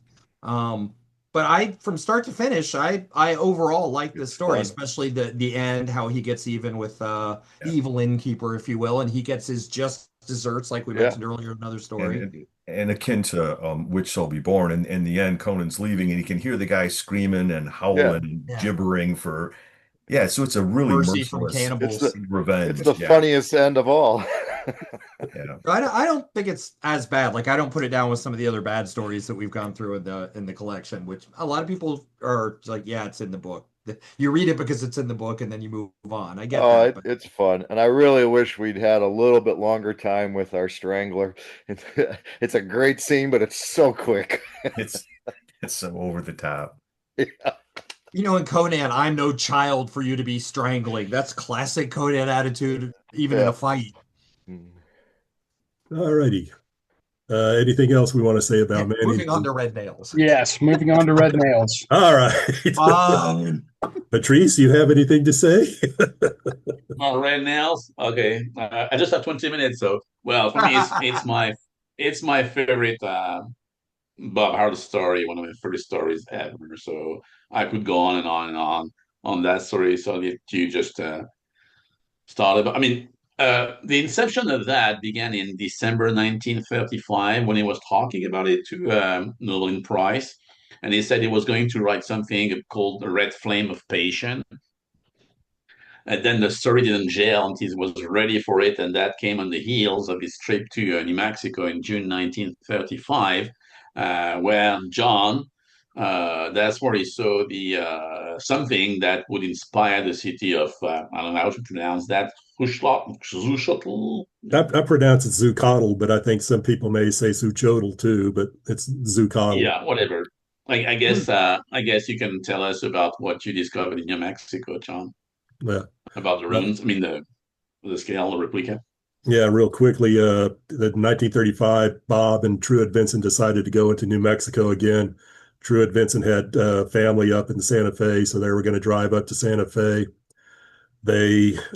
Bob Howard at that time had been a huge fan of Billy the Kid at the Lincoln County War, so their trip, they were going to go ahead and go through Lincoln, the city of Lincoln, so they saw the city of Lincoln, toured that. We have a famous photograph of Bob and I think it's Roman Mize standing in front of the Lincoln County Courthouse where Billy the Kid made his famous escape from. And they continued on up to Santa Fe. And at Santa Fe, they went to the Spanish Governor's Palace, which was a museum. And many of the rooms in the Spanish Governor's Palace had pictures and artifacts from all the various ancient pueblos in New Mexico.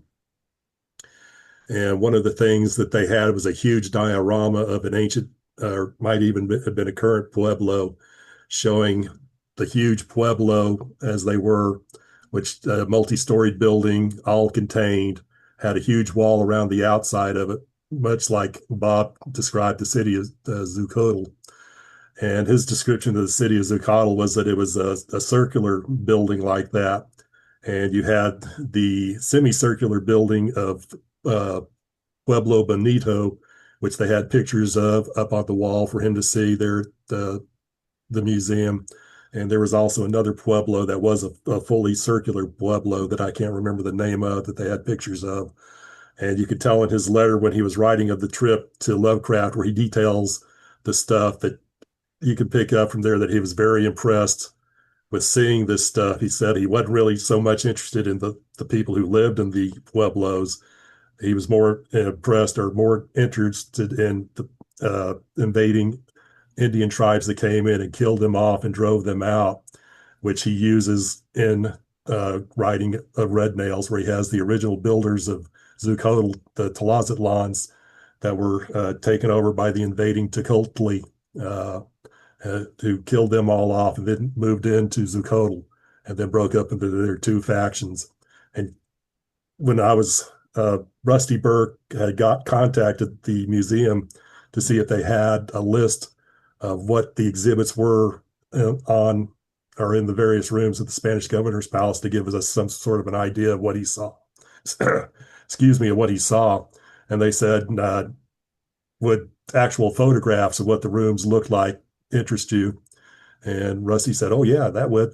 So they gave the website where they have the list of the various photographs on the website. So I started looking through that, and I saw the one room which has that huge diorama of the ancient Pueblo that Howard would have seen that inspired him to create the city of Zuccotle. And I got a copy of that to show people. Take it away, Patrice. Very cool. Yeah, so Red Nails is a story of a feud, really. It's two warring factions. And when you wrote that right after the trip to New Mexico, so you may know or may not know that when he went there with his friend Truett Vincent had started dating Novaline Price, who was his girlfriend at the moment. So talk about a feud. So obviously it's a very dark story, which I mean, an easy way to understand or read the story is simply Bob and Novaline as Conan and Valeria going to the house with the two warring factions again inside, Olmec and Tuscala. And she's a vampire who is, I mean, she is interested in Valeria because she wants to suck her blood. She's clearly kind of a lesbian vampire, but could also be seen as a psychic vampire who does not agree of Conan between Valeria.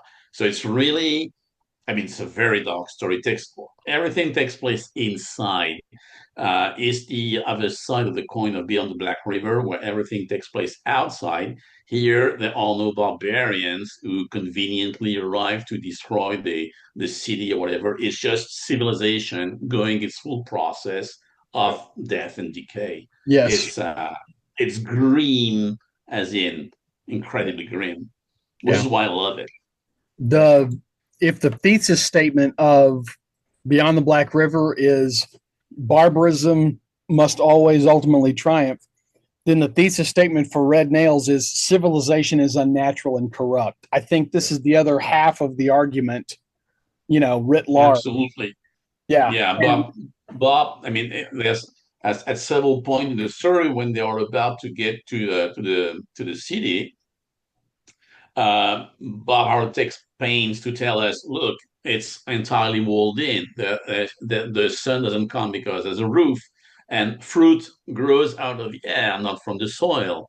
So it's entirely artificial. There's nothing natural about the city. Yeah.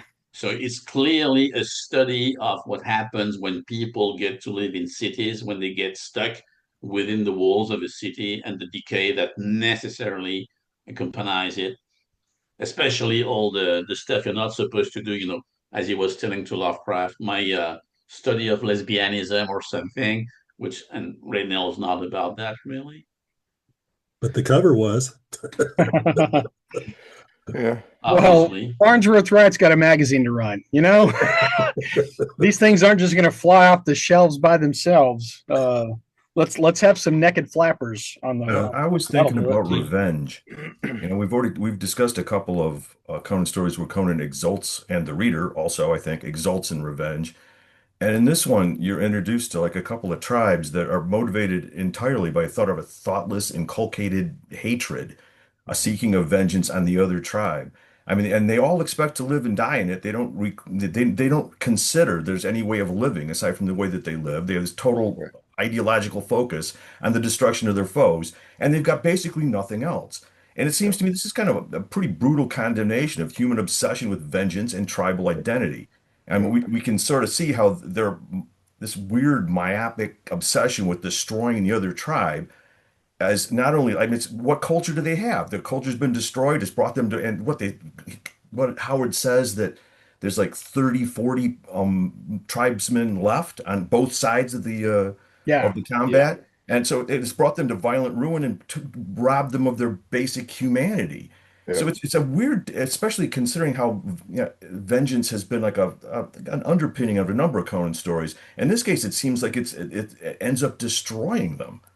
Mm-hmm. Yeah, it is one of my favorite passages ever in any art story. It's a peaceful scene between two guys who are like, hey, what are we gonna do after? Well, after, obviously, we're going to go to the other side and kill them all. Yeah, but after we have killed them all. And the other guy says he couldn't answer because he had never, ever considered the possibility that there would be something after. He Right. was his whole life was the feud, and without the feud, he had no life. Yeah, I was going to say that he The wrote whole that thing story with this it. way because he'd seen the Lincoln, he'd been to Lincoln, he'd seen the Lincoln County War and the feud in the Lincoln County War. He also talked in his letters, he had a great interest in recounting the Texas feuds, the Sutton Taylor War, the Hoodoo County War, the Lee Peacock feud, all of these Civil War, post-Civil War feuds that happened in Texas where dozens of people were killed in them and lasted for years. So he had this on his mind and writing Red Nails. It was the feuds. This is what happens when you have vicious people on a feud like this. It's not like those wimpy, Kentucky Hatfields and McCoys. These people go all out to kill each other at the first sight. Yeah, but he also was saying that the Texas feuds were short and deadly, and Red Nails is definitely not about a short feud. It's really, so more of the Kentucky. Yeah. I'd like, before Patrice leaves, I'd like to get a reaction. So this is the ultimate, it's a great way to end Conan's career. This was, if you could pick any of the stories to be the last, this is the awesome ending to his career, and then the dreams of what could follow it. It covers everything we've known about Conan. I mean, against this dark, horrific world, you get to actually see empathy, from this guy. After he's also killed a dragon, a dinosaur, this big ass character's got heart.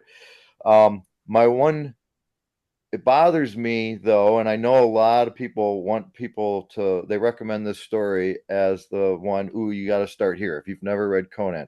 I know Keith Taylor loves this story, and this is the story he would recommend everyone starts with. My concern is it is so grim, so hateful, so dark. There's two parts to my concern. If a person doesn't like this grim darkness, they won't read any more Conan. I think this is a story you get to after you start with a tower or a phoenix. But my other concern is maybe they love it and then they go to look for more. There is no maybe Bond the Black River, but both of those are cream of the top at the end of the career of this guy, and everything else doesn't quite match them. So I'd like a response to that, because that's my hesitation in recommending this as start here if you've never read Conan.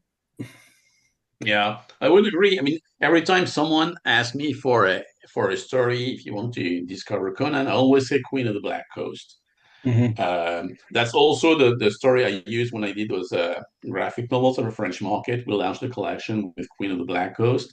Every time there's something, it's always Queen of the Black Coast, because it has its first chapter, which tells you everything you need to know about Conan. I see that, and just like a James Bond movie. Even if you've never seen a James Bond movie or read a novel, you just need the first scene, or just like a Dirty Harry movie, the same. You get to know everything you need to know about the character within the first 3 minutes. Same goes with Queen of the Black Coast, which is still a great story, but you can move forward to Beyond the Black River, Red Nails. Completely agree with you. Okay. Let me just add to that. I just want to add that some of the friction, I think, comes from trying to group the Conan stories into some sort of cohesive unit. I don't think that was Howard's intention. Yeah. We certainly have enough anecdotal evidence that when he was writing to other people, that he wasn't thinking in terms of first he's going to do this, then he's going to do this, then he's going to do this. Right. He's thinking in terms of incidents, in terms of a funny thing that happened on the way to the kingship, sort of a deal. And so I think I think you're right. That's not a Conan story I'd hand somebody off the bat, but people who don't like Conan are going to not like Conan for any reason you want to give them. It's a very polarizing character. It's a very nobody's ambivalent about Conan. You're either all in or no, he's not my guy. Especially back then, but it's even now. So I think that part of this boils down to what you want Conan to be for your reading experience, right? Okay. And I think that where our favorite stories lie in the group of Conan stories is related to what we like best about Conan. Yeah. It's almost, I don't want to oversimplify it or make too much of it, but it absolutely speaks to the reader. It tells you something about the reader when you find out what their favorite Conan story is. And especially if you do a deep dive. People who are Conan fans, I don't think, in general, think about it at this level. I think they want more of the same thing, which is why the comics are popular and have been. There's a certain consistency there. Same thing with a lot of the pastiches. They don't break new ground so much as they just put the familiar into a new context. So I hear what you're saying. I agree with it. I wouldn't hand that to somebody. But then again, what I like about Conan isn't necessarily what they're going to like about Conan. They might read Tower of the Elephant and go, it was all right. You know what really worked for me, though, was People of the Black Circle. And then you go, all right, cool. Well, you're in. You're either a Conan fan or you're not. Yeah. But I would even go one step further as far as I am concerned. I understand that not everybody. I don't care that I'm not interested in Conan again. I want to read a good story. Yeah. So if I read Red Nails, that's a wonderful story. And then I read Terror of the Elephant, it's not the same Conan, if you will. I don't care. It's just a good story. I mean, I have no real interest in Conan as a character. But if it's a good story starring Conan or featuring Conan, I'm in. So my concept, I guess it says more about me than it says about the general readership, because most people would be interested. Oh, Conan! I want to read more Conan. Yeah, but this is Veil of the Lost Women, and I have this wonderful Oriental story. You need to read that. It's called, The Lord of Samarkand. It's exceptional. No, I want to read Veil of the Lost Women because it's Conan. Yeah, I'm appalled by that. Like your essay in Robert E. Howard Changed My Life. I loved your, contrary stance. Yeah, that would be me. Conan brought me to Robert E. Howard, but if anybody talks to me about Robert E. Howard, they usually bring up the boxing stories. They bring up Breckenridge Elkins. That tends to be what I've written more stuff on.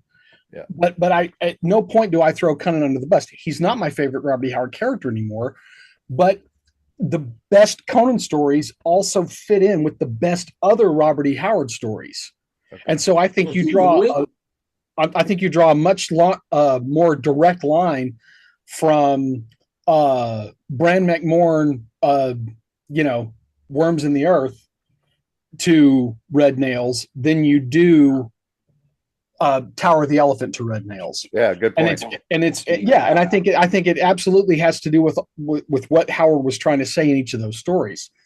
So for all you Conan fans who might be listening, we're not saying you don't have to like Conan, but we are suggesting respectfully that you try some of the other stuff too.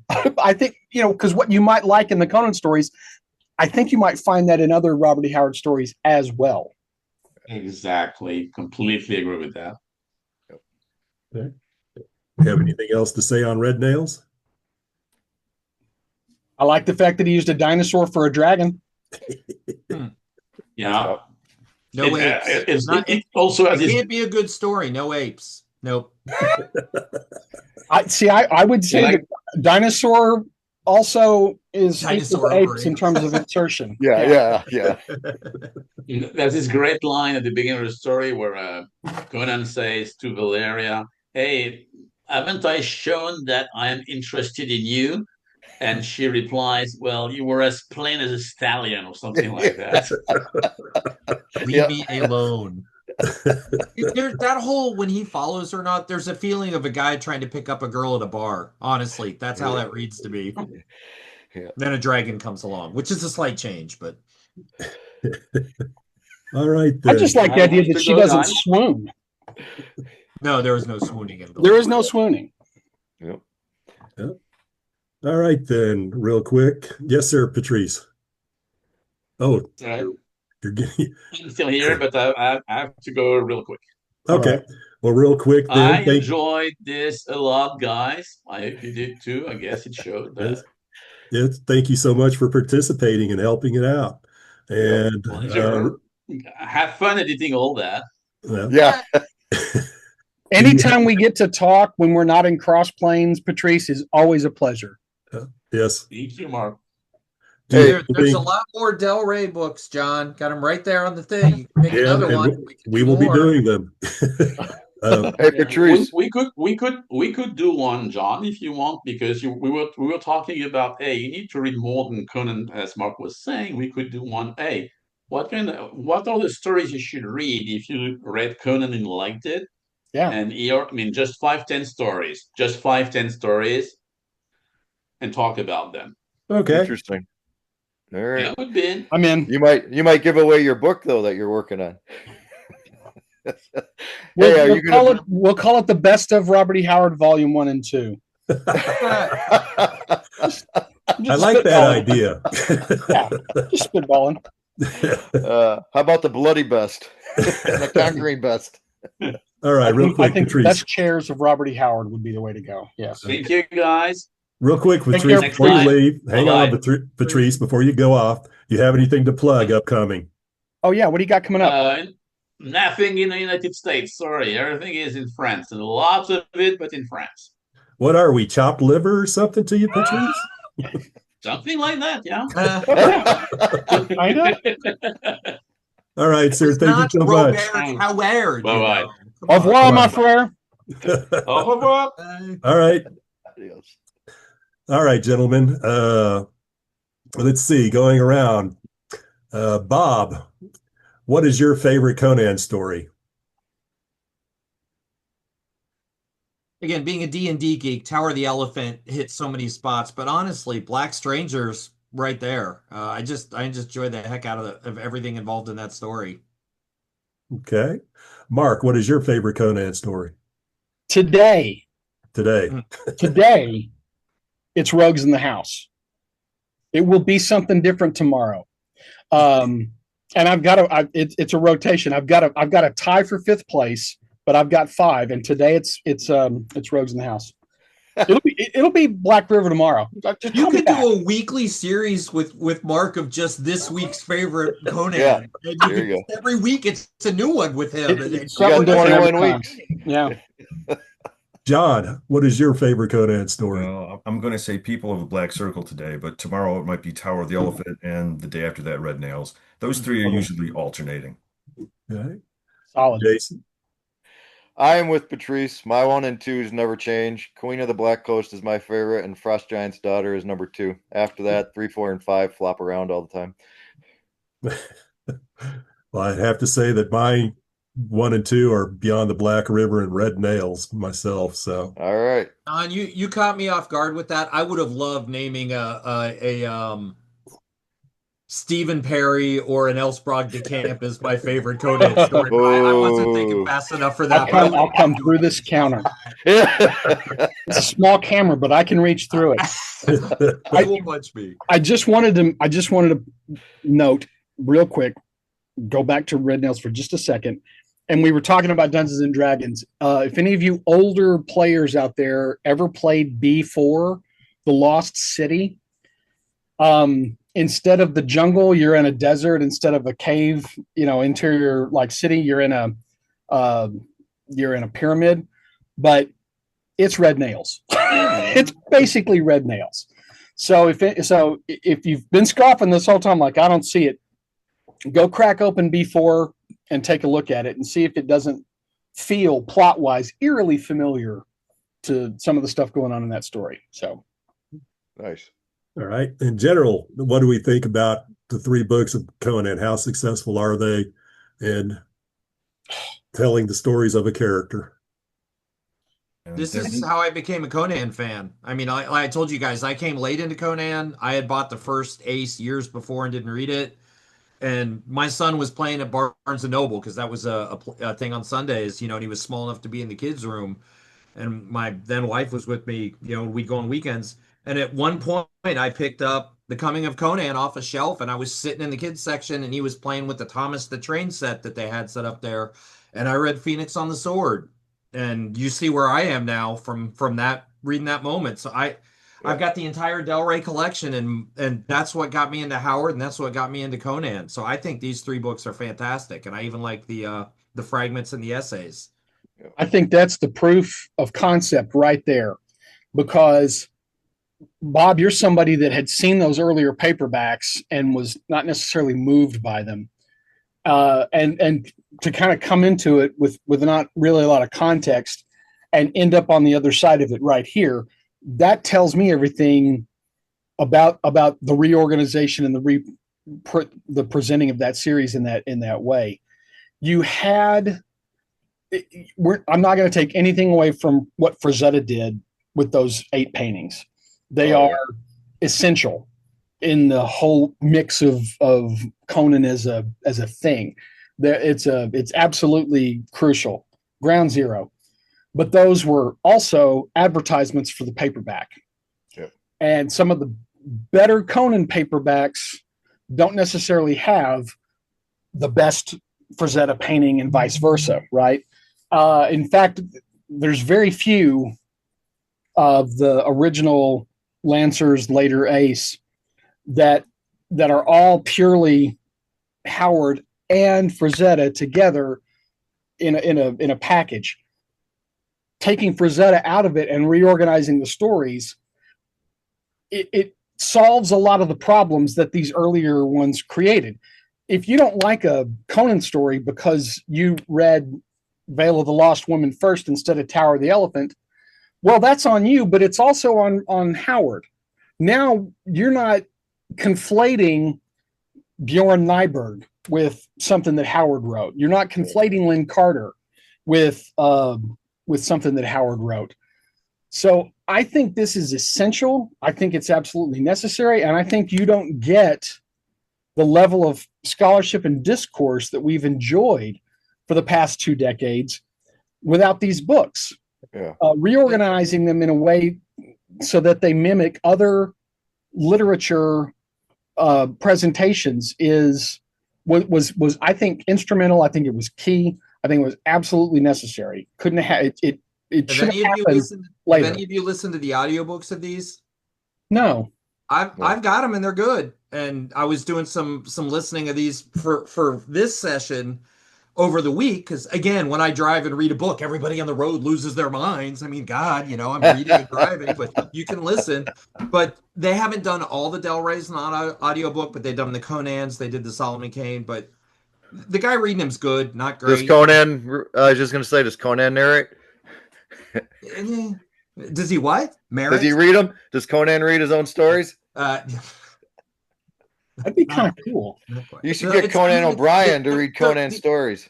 So these are readily available. You can still get the books. You can listen to them on audiobooks. They're still accessible. And yeah, I mean, that's a value these days. I think you can hand any one of those 3 books, if you only got one available, you can hand any one of them to anyone, who is interested in reading Conan. Obviously, I think you stick with book 1 if you have a choice, because it's got so many stories in it and they cover the growth of Conan very well. Yeah. And not for nothing, but it's fine if you want to listen to those audiobooks for Conan. When it's time to hear the boxing stories, come talk to me. Yeah. Come talk to me about the boxing stories. I have seen an audiobook on the boxing stories. I don't know if you've heard. If it isn't narrated by Mark Finn, you're not going to get the full Monty, as it were. Well, I mean, you could get the Chris Gruber, narration. If you can find the Gruber narration, I'd like to hear it too. But yeah, I like the audiobooks are fine. I don't look down on them at all. It's a different way to enjoy the story, and I think you hear stuff differently than you read stuff. You do. So, absolutely. And I will tell you the one of the complete Conan audiobooks, not the Del Rey, I hated the way the guy read it. I listened to it once, I'll never do it again. So I mean it's hit and miss. So it depends on who reads what you're listening to. But I'll just make the point that again, stuff that's accessible, the Glenn Cook Garrett PI, which is one of my all-time favorite series. Some of you guys know that. They're still not out on Audible. And I have listened to The Black Company 4 times all the way through on Audible or on audiobook because I've got them. But Glenn Cook, I'm sorry, the Garrett is not out there. The fact I'd love to take a swing at that. Solomon Kane and Bran McMorn are out there, that's a good thing because it still exposes people that might not otherwise be hearing it or reminded of it. Yeah, absolutely. So it's something. But look, some books are better narrated than others. There's no way around that. So, John, if you're still there, do you have anything to say? We can't see you. We can maybe hear you, John.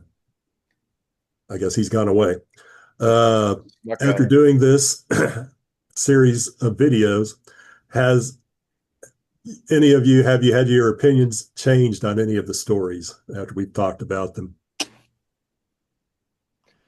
Yeah, actually, I feel a little more kindly towards the middling stories as well. I tend to be dismissive, and again, it's only because when Howard is good, he's great. So I think I've got a little more appreciation for those mid-range tales. There's still enough to pull out of them that make it enjoyable and make you want to read the next one. So I think John was actually the best of our bunch of pulling good stuff out of the middling stories and pointing out things that say, no, this one's better than maybe we're thinking of it. Agreed. Yeah. Are you talking about Mr. Hocking or me? Mr. Hocking. Sorry, Mr. Hocking. Sorry, John. Although your deep dives into the historical stuff were absolutely crucial for this discussion as well. Well, thank you. I'm going to start calling you Chris again, John. It's throwing me off. We could have 2 Johns. John, real quick, did you have anything to say about what you thought of the presentation of the 3 books? Well, first off, the 3 books are indispensable, both in terms of just containing the stories as they should be presented and presenting them in the order that I think a interested reader would be most rewarded by, as you can watch the progression of Howard as he gets more and more into the character and does more and more with him. I mean, I wouldn't be without them, and I think our discussion covered them pretty well. The only issue I might have is that we're so accustomed to these stories and we know them all so very well. We are easily bandy about all kinds of criticism that I think they don't necessarily merit, especially someone who's unfamiliar with them. We're like, oh, this one's superb, but this one, well, it's not quite superb, whereas, someone fresh to the stories, our qualifications are sometimes seem, it's not arbitrary, but I don't think it necessarily serves the character as well as what we shouldn't just come in here and rave. Obviously, this is the greatest stuff ever, but obviously it's a landmark cultural creation, and Conan is a wonderful creation, and I'd like to speak well of virtually all of his stories. We spend an awful lot of time beating the living hell out of Vale of Lost Women, who, hey, probably deserves it, but it's not necessarily the best way to introduce anyone to the character or what have you. I imagine anyone new to the character is not going to be able to sit through all this anyway, so maybe I'm just worried about nothing. No, those are very valid points. Yeah, that's fair. We've covered a lot of times we use the word middling, but I've looked at all my notes. I'm sorry? Compared to what? Right. Yeah. I mean, honestly, when I went through these, I just do a simple, like a sports team, 1 loss tie, that's how the only loss for me is Vale, and I have like 3 ties that hover at the bottom, but out of 21 stories, 18 of them, there's obviously I have 2 favorites, but then the other 15 I can flip around and have a lot of fun with and not complain. Yeah, you're right. Maybe we harp a little too harshly for a newbie, but I mean, we all got to explore our thoughts on all these things and see where we're at. John asked while you were gone, Bullard asked if any of these changed our opinions or learned anything new. I learned lots of historical tidbits from both John and Patrice, but I was actually happy with the reaction to my concern about red nails, because when I hang out at Howard Days or talk to people online, I figured that at least half of the room in this conversation was going to say, "Oh no, I always recommend red nails as the first," because I get that a lot, and that sort of disturbs me since it is so dark. Again, that's why I don't. So I was happy to hear that all of you basically don't recommend it as they first read. Well, that's a distinction between fan and professional. All of us have writing credits and in some cases editing credits, and in some cases both, to our name.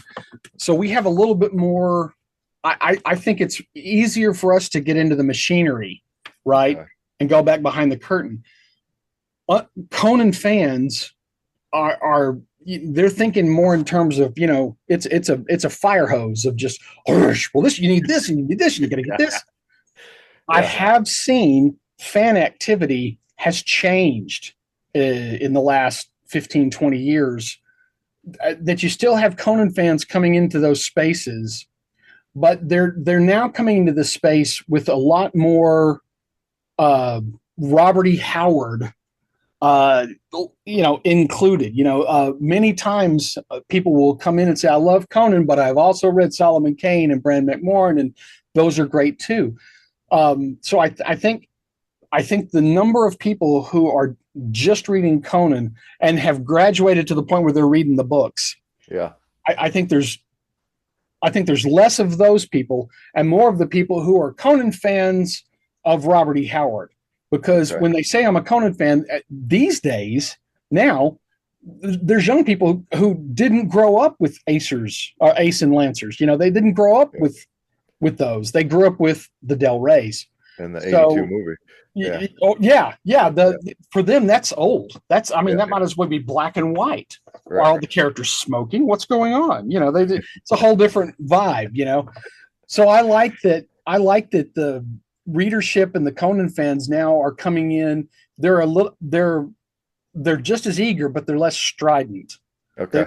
They don't make the same sweeping pronouncements, and they're not like, oh, if it's Conan, I'll read it. They're more like, oh, is this a Robert E. Howard thing I haven't read yet? Okay, I'll give it a try.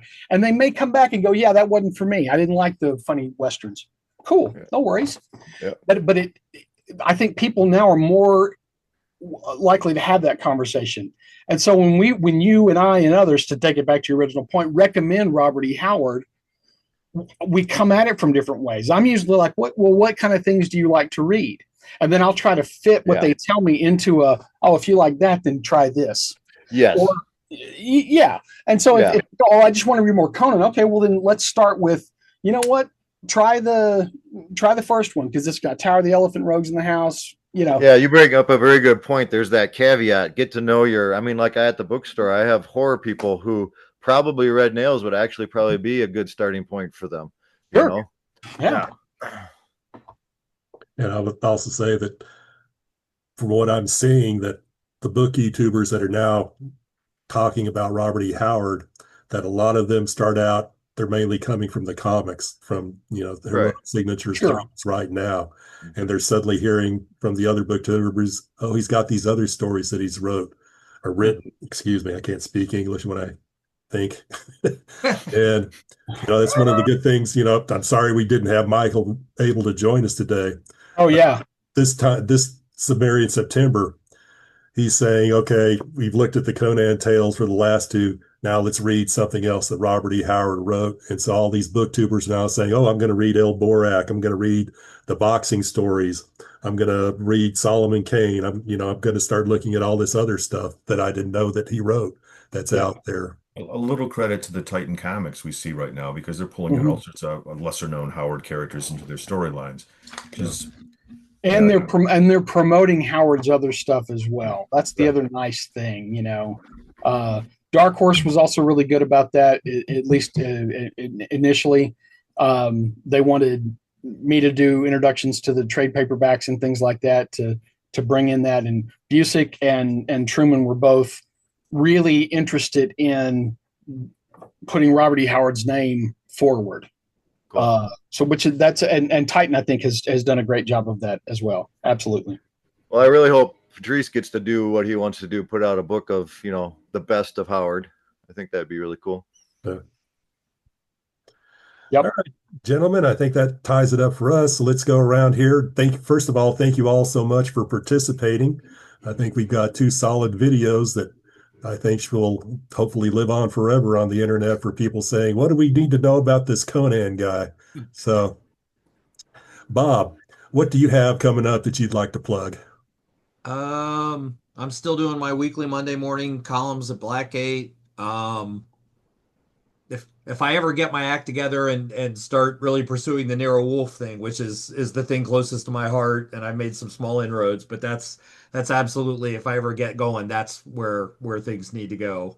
So blogging every week, jumping on things like this, jumping between pulp and fantasy. Just it's weird because being a blogger as opposed to more of a writer, I keep finding myself sort of in a different world than all the people I hang out with in the writing world and in this fantasy stuff. But I get to have fun blogging, and I get to learn a ton of stuff, and I get to share stuff that I like with people.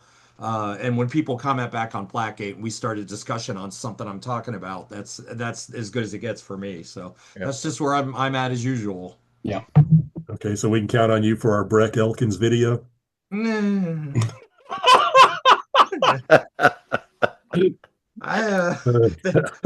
me that everybody sees online and kind of likes, that's not the me that's going to be on the Breck Elkins discussions. I might not have a place left in the Howard community after that. All right, Mr. If there's room for Gary Romeo in Howard days, you'll be welcome. Feel free to do that, John. What do you have coming up, Mark? When this drops, I'm not sure if Swords and Larceny is going to be out or nearly out, but I co-edited an anthology for Bain called Swords and Larceny. Need to shift the cover a little bit, John. So thank you, John. Go. Yes, John. John's holding his comp copy up because John has a story in it. And so it's a combination of fantasy with a sword and sorcery, or sort of a grimdark twist, and heist and caper story. So it's the Fellowship of the Ring meets Ocean's 11. And it was a great anthology. It was a lot of fun to work on. I'm really happy with the stories that are in there, and everybody that worked on it also seemed happy with it as well. So in addition to John, Conan fans, Jim Zub has a story in there. James Inge has a story in there. Adrian Simmons from Heroic Fantasy Quarterly has a story in there. I wrote a story.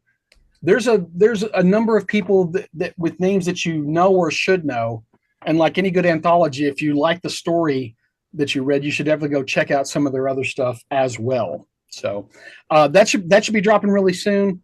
And that's available at fine bookstores everywhere. If they don't have it, ask them to get one. When it lands on the 2nd of September, I guess, and it's supposed to be in stores by the 5th of September. So I've heard. Yeah. We have it. We got it already, but I can't put it on the shelf till the 2nd. And right. I don't think it's got a hard laydown date. I bought a copy at my local Barnes and Noble. It does. Barnes and Noble. In our system, it does. That's interesting. I've been reading it in store, and I can say that opening story was a hoot. Oh, thank you, man. Thank you very much. I haven't gotten to yours yet, John, but that's okay. All right. You'll get there. I read them in order. I follow the TOC. Oh, and also you can catch me every week at the North Texas Apocalypse Bunker, a totally real, not at all made up place where I will send out a weekly newsletter. I usually talk about stuff that's going on, things that interest me. I do movie reviews and sometimes book and other media reviews. Is the name changing to the Mid-Central Texas Bunker? It might. Well, I think we're going to keep it North Texas because I've been looking at radiation fallout patterns from the nuclear testing in the 50s and 60s. And damned if where I am isn't right in the middle of that just sweeping arc of mutant That fallout explains a few nonsense. things. So yeah. Oh, it absolutely should make a lot of things crystal clear. So yeah, you can hit me up at North Texas Apocalypse Bunker or on Substack, ntab.substack.com. Thank you guys for listening. Appreciate being here. All right, John, what do you have coming up? I've been wailing away at a couple long form pieces of fiction for a while.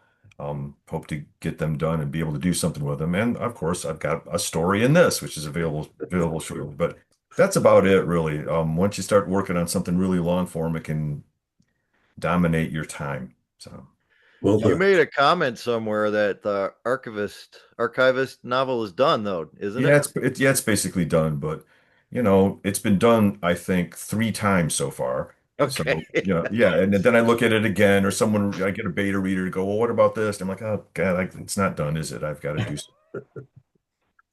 All right. And I'm sure your lips are sealed on anything from what the official Conan channel said, where they said that there might be something coming up with you with heroic signatures and Titans. So, well, all I can say is I'm going to try. I'm trying. Yeah. We'll see. We'll see what happens. Cool. Get him. Mr. Waltz, what do you have coming up? Well, I'm looking forward to the next panel where all 7 of us sit and talk about this book. That was Post Oaks and Sand Roofs. Mm-hmm. Yeah. I should have listened to you, John, when you told me maybe I didn't need to read it. That was so god awful and bad. Oh my God, that hurt my heart. I'm like, this is hard. Anyway. Well, he was trying his realism at the time. So whoever likes realism, that's a very narrow readership. So. Yes. Anyway, we'll leave that alone. All right. So the last book that I published from Rogue Blades was Scovilus, The City of Thrones. I bring it up because he's an urban barbarian take on Conan. So if anyone's interested in that, it's Conan in Constantinople, basically. Or Istanbul. Yeah.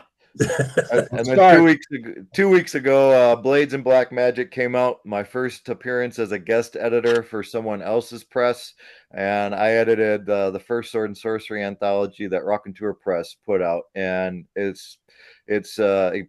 topped out at number 2 on the charts. We didn't hit number 1 because some guy named Stephen King wrote a foreword for Christopher Golden's anthology, so sort of hard to disrupt that number 1, but seems to be doing the pan, guys. Yep, exactly. And for those who don't know, I'm taking a little break on my 24 and 42 author interview channel for the moment, but 2 of these fine gentlemen here, Mark and Bob, have both been guests on the show, and they talk very eloquently and long. The 2 longest episodes so far, I believe, are your 2 guests on this panel. Go figure. What a coincidence. Yeah. I can't help it if I'm fascinating, okay? You don't know what a burden that is. It's a curse. I live with this every day, guys. Every day, yeah. The struggle is real. We are so lucky to know you, Mark, That's what he keeps telling me. Yeah. One of these, if you repeat it often enough, they'll start to believe it. So. Yeah. All right. For this channel coming up, we have announcing our first YouTube channel event, a horrific Howard Halloween coming up for October. We will be taking a look at some of the horror stories for Halloween that Robert E. Howard wrote. Also working on a video right now, trying to get the last 2 interviews in on Glenn Lord and how important Glenn Lord is to Robert E. Howard. Oh, that'd be cool. It's a shame that people are forgetting about him and don't really know everything that he did for Robert E. Howard. So I'd like to thank all of you participants for helping out on these videos. You made them very special, and hopefully we will see you all again on this channel in various new videos, and best of luck to all of you in your endeavors. Thank you all so very, very much for everything. Take care, folks. Yeah. See y'all later. Thanks. Great time, guys. Thank you.